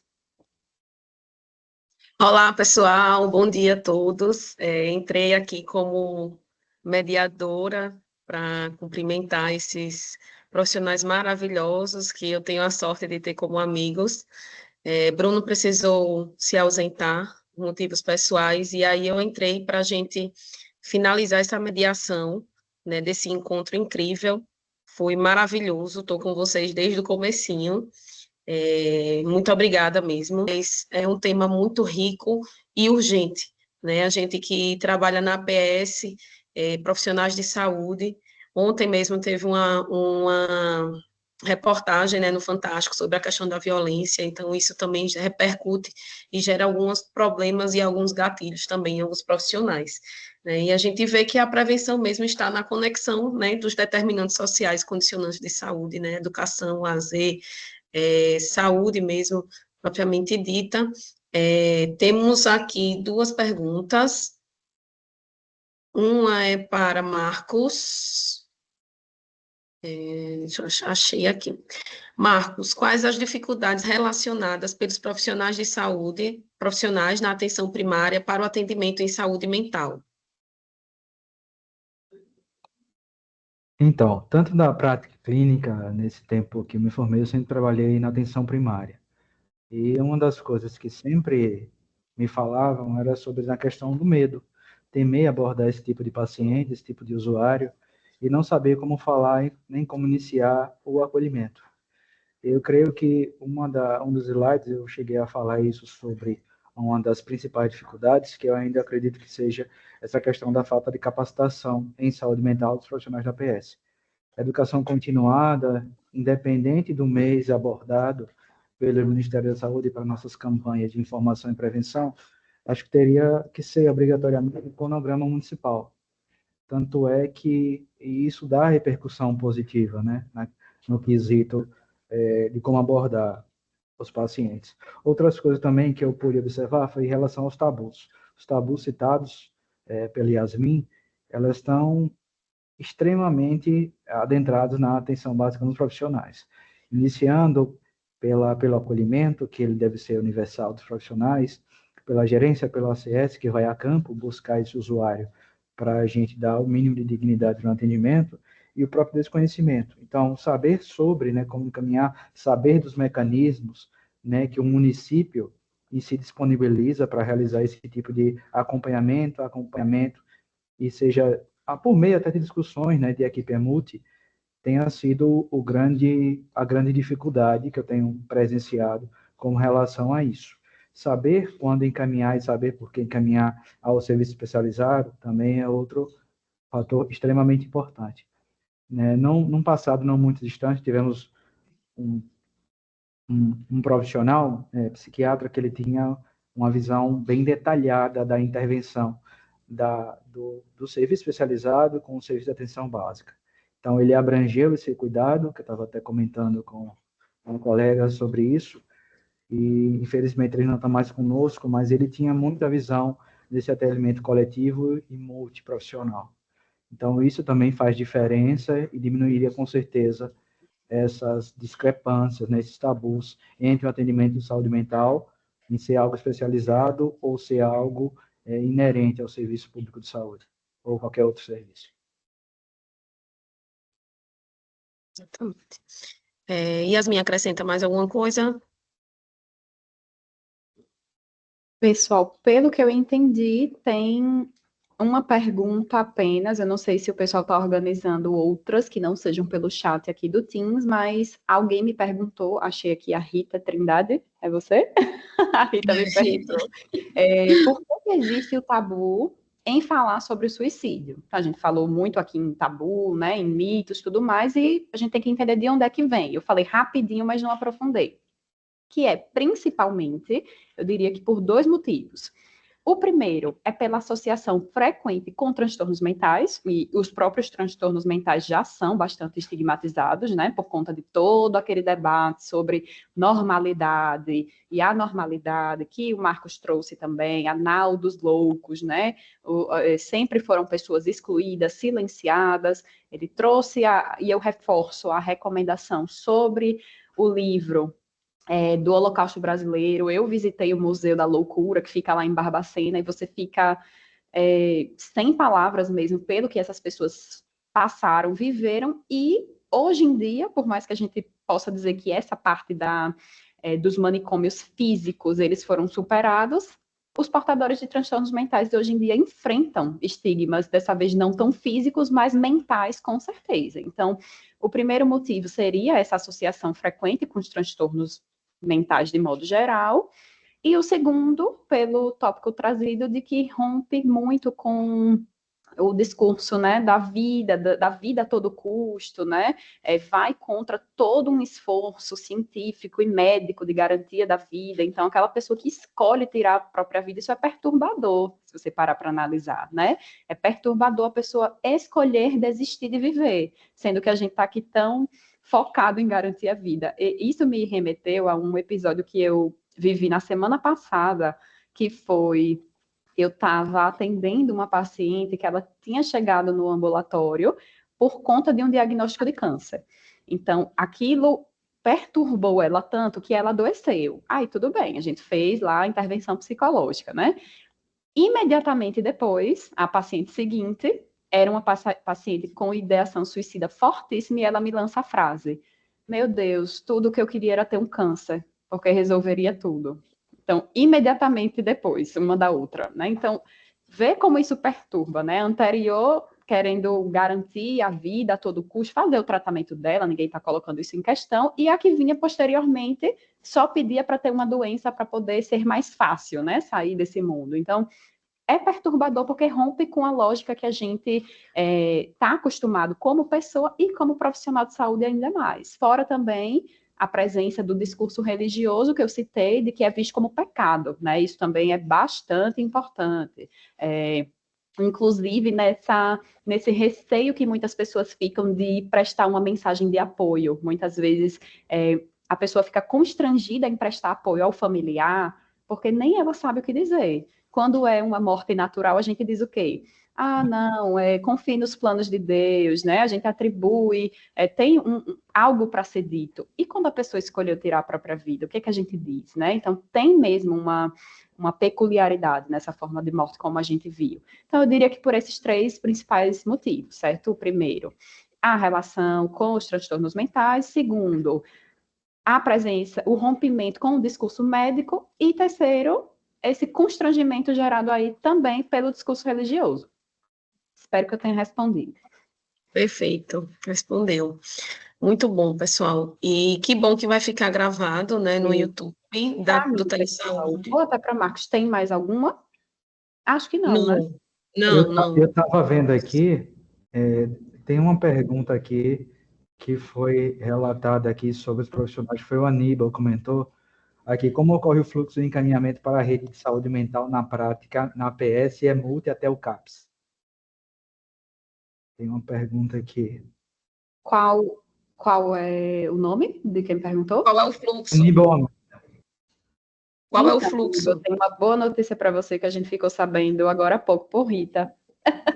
Que isso está sendo construído, viu? Então, fora, né, o fluxo que eu coloquei ali no slide, que eu vou ofertar para vocês, tem algo mais estruturado ainda sendo construído, é uma política nacional, não é isso, Rita? Justamente por identificar esse furo aí que a gente tem nessa conexão da APS com a REAPS, né, de modo geral. Eu não sei se foi o foco do Aníbal só saber a nível de como ocorre, mas qual seria, no caso, o pré-requisito para a gente realizar o encaminhamento.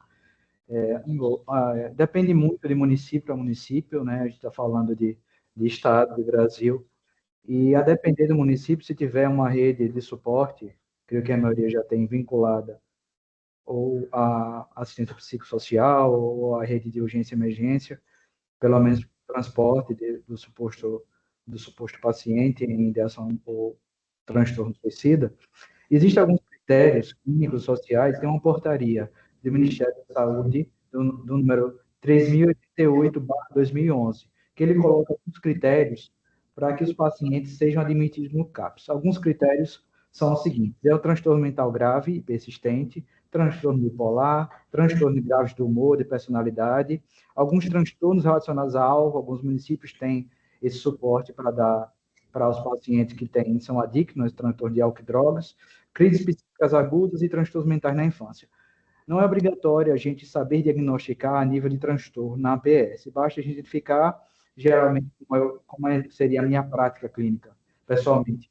Geralmente, quando eu suspeito de algum transtorno, eu peço suporte à equipe multi do meu território de saúde, discutimos o caso e, diante dos determinantes de saúde, por isso que eu falei que é tão importante falar sobre isso, né, vemos se realmente é um paciente direcionado ao CAPS. Quem vai realizar a avaliação vai ser o CAPS dentro do critério, né, tem esse embasamento da portaria, mas tem alguns critérios que realmente são vinculados a determinado território de saúde, né? Às vezes tem um CAPS, por exemplo, em um determinado município que é diferente de outro. Poucas coisas, mas existem, né, para ter essa diminuição e também não ter essa superlotação indevida. É um paciente que está surgindo transtorno de ansiedade leve, generalizado, está iniciando.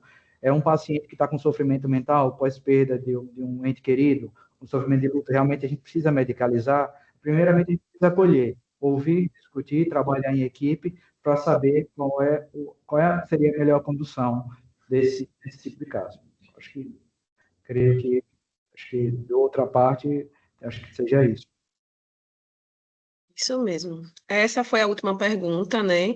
E eu vou fazer minhas palavras, né, de Iole, que ela ficou estarrecida pela excelente palestra, abordagem fantástica, didática e de conteúdo. Vocês estão de parabéns. Muito obrigada mesmo, né? Só mostra a relevância do tema e a importância na educação no serviço mesmo, em relação à temática, para que a gente consiga prestar o acolhimento, prestar a escuta Só ativa. checando, pessoal, se tem mais alguma dúvida por outro canal, certo? Veja. Tá no YouTube também, ao mesmo tempo, é?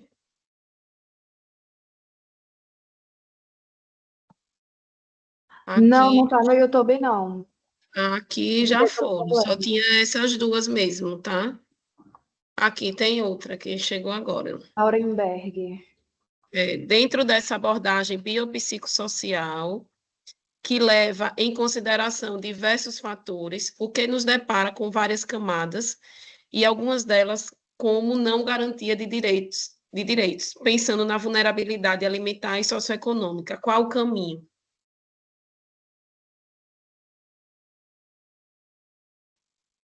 Então, a nível da atenção primária, a minha visão como médico tem constante aprendizado, principalmente nesse quesito biopsicossocial, esses fatores eles nos remetem o que é que a gente pode influenciar, não só como profissional, mas como sociedade. Tem algumas coisas, infelizmente, que a gente não tem como mudar da noite para o dia, mas a gente tem como garantir dentro do que aquele paciente precisa, de ser ofertado de uma maneira com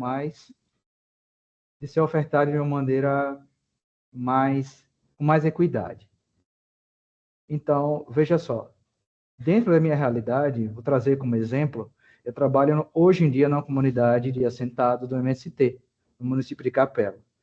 A vulnerabilidade social é extrema e, às vezes, mesmo tendo na cidade uma UBS próxima para dar esse suporte, alguns não conseguem realizar esse deslocamento. Muitos são portadores de transtorno mental. Eu, juntamente com a equipe, juntamente acordado com a gestão municipal, resolvi fazer atendimentos próximo ao assentamento. Então, me desloco junto com a equipe para a gente fazer essa captação dentro da vulnerabilidade, dentro do que é possível, dentro das nossas possibilidades. E depois dessa abordagem, eu percebi que tanto a aceitação, tanto o acolhimento, como essa questão de trazer o usuário, né, para dentro da questão do acompanhamento de saúde, ele mudou completamente.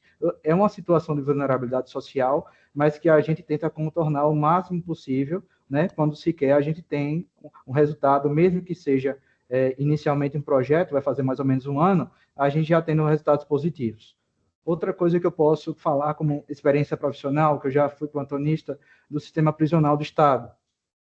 E eu tive a oportunidade de aprender bastante juntamente com um enfermeiro, que somente no início, só éramos nós dois, no início da pandemia, a vivenciar essa questão a nível prisional. Então, é uma questão difícil com relação a necessidades dos usuários, que não dependem somente dos profissionais, só que o modo como a gente acolhe, o modo como a gente vê a situação social, isso define como é que a gente vai traçar uma estratégia para o dia seguinte ou para o mês. E a gente precisa de muita gente envolvida com relação a isso.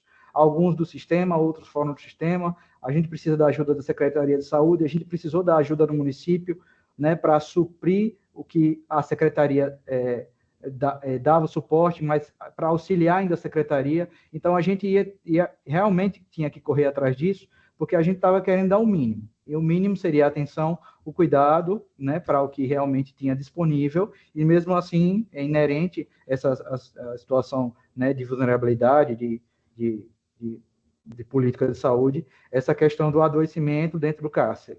Então, são situações de vulnerabilidade social que exigiam extrema equidade por parte da equipe de saúde, e sempre tem alguma coisa para a gente fazer. Se não tem um protocolo ainda, a gente pode criar. Se não tem algo que seja definido para fazer, se não é do seu alcance, não é da sua alçada, pede ajuda, né? Tanto seja parte da polícia, como da Polícia Penal, que foi muito solícita na época que eu era profissional de lá. Então, ajuda da equipe EMUT, ajuda da psicologia, ajuda da gestão do município. Então, criou-se um motim voltado para isso, para que a gente tentasse, dentro das possibilidades, né, diminuir esse sofrimento, que o protagonista é o usuário, sempre vai ser o usuário. Diminuir esse sofrimento dentro daquela possibilidade que a gente tinha em mãos. E só complementando a resposta para a dúvida do Laurenberg, Laurenberg, se a gente está falando de um problema que é multidimensional, a solução vai ser multidimensional também. Então, aqui nós estamos falando mais da saúde, porque somos saúde, mas a estratégia, ela é coletiva, ela é social, ela é política, ela é comunitária, entende? Então, da mesma forma que você está falando, né, da vulnerabilidade socioeconômica alimentar, isso produz adoecimento, isso produz suicídio também, entende? Então, isso tem que ser enfrentado, obviamente, aqui a gente está falando da parte de saúde, mas isso daí vai ser enfrentado coletivamente. Então, a partir de estratégias políticas também, associações coletivas, enfrentamento, politização, né, conscientização, eu quero dizer. Então, sim, eu sempre digo, né, como que a gente vai fazer um paciente ter saúde mental se a barriga está vazia, né? Tem até uma música do Chico Science que diz, né? Com a barriga vazia, não consigo dormir, com o bucho mais cheio, comecei a pensar. Então, tem um mínimo que precisa ser garantido mesmo, para a gente poder falar em saúde mental, em promoção da vida, em evitar suicídio. A sua dúvida foi perfeita. E por isso a necessidade de integração de todas as redes, né? Então, pessoal, acho que a gente pode encerrar. Mais uma vez, muito obrigada. Isso é o que a gente sempre diz, né? Da articulação da saúde com os determinantes sociais da saúde. A gente não estuda tanto isso, né? Determinantes sociais da saúde são exatamente isso. É exatamente disso que a gente está falando. Só conseguindo articular todos esses determinantes. Tudo, né? Só conseguindo articular todos os determinantes que a gente consegue uma qualidade de vida aí. Então, muito obrigada mesmo, Marcos e Yasmin. Podemos encerrar, Stephanie. Podemos, antes, quero agradecer ao mediador Bruno e também com o auxílio que a Aline nos deu. A prevenção do suicídio abrange ações para reduzir sua incidência, enquanto a pós-venção foca no apoio às pessoas afetadas por um suicídio, como familiares e amigos. Ambas são cruciais na promoção da vida, atuando em diferentes etapas do problema. E abordar esses temas abertamente e oferecer suporte são fundamentais para construir comunidades mais resilientes e empáticas. Essa web palestra, a princípio, a gente teve um problema técnico, então ela não conseguiu ser exibida no YouTube, porque estava com inconsistência. Então, a gente redirecionou para o Teams, mas esse vídeo está sendo gravado, a gente vai editar e no máximo em 48 horas já está no YouTube. Eu vou passar o link para Rita Trindade.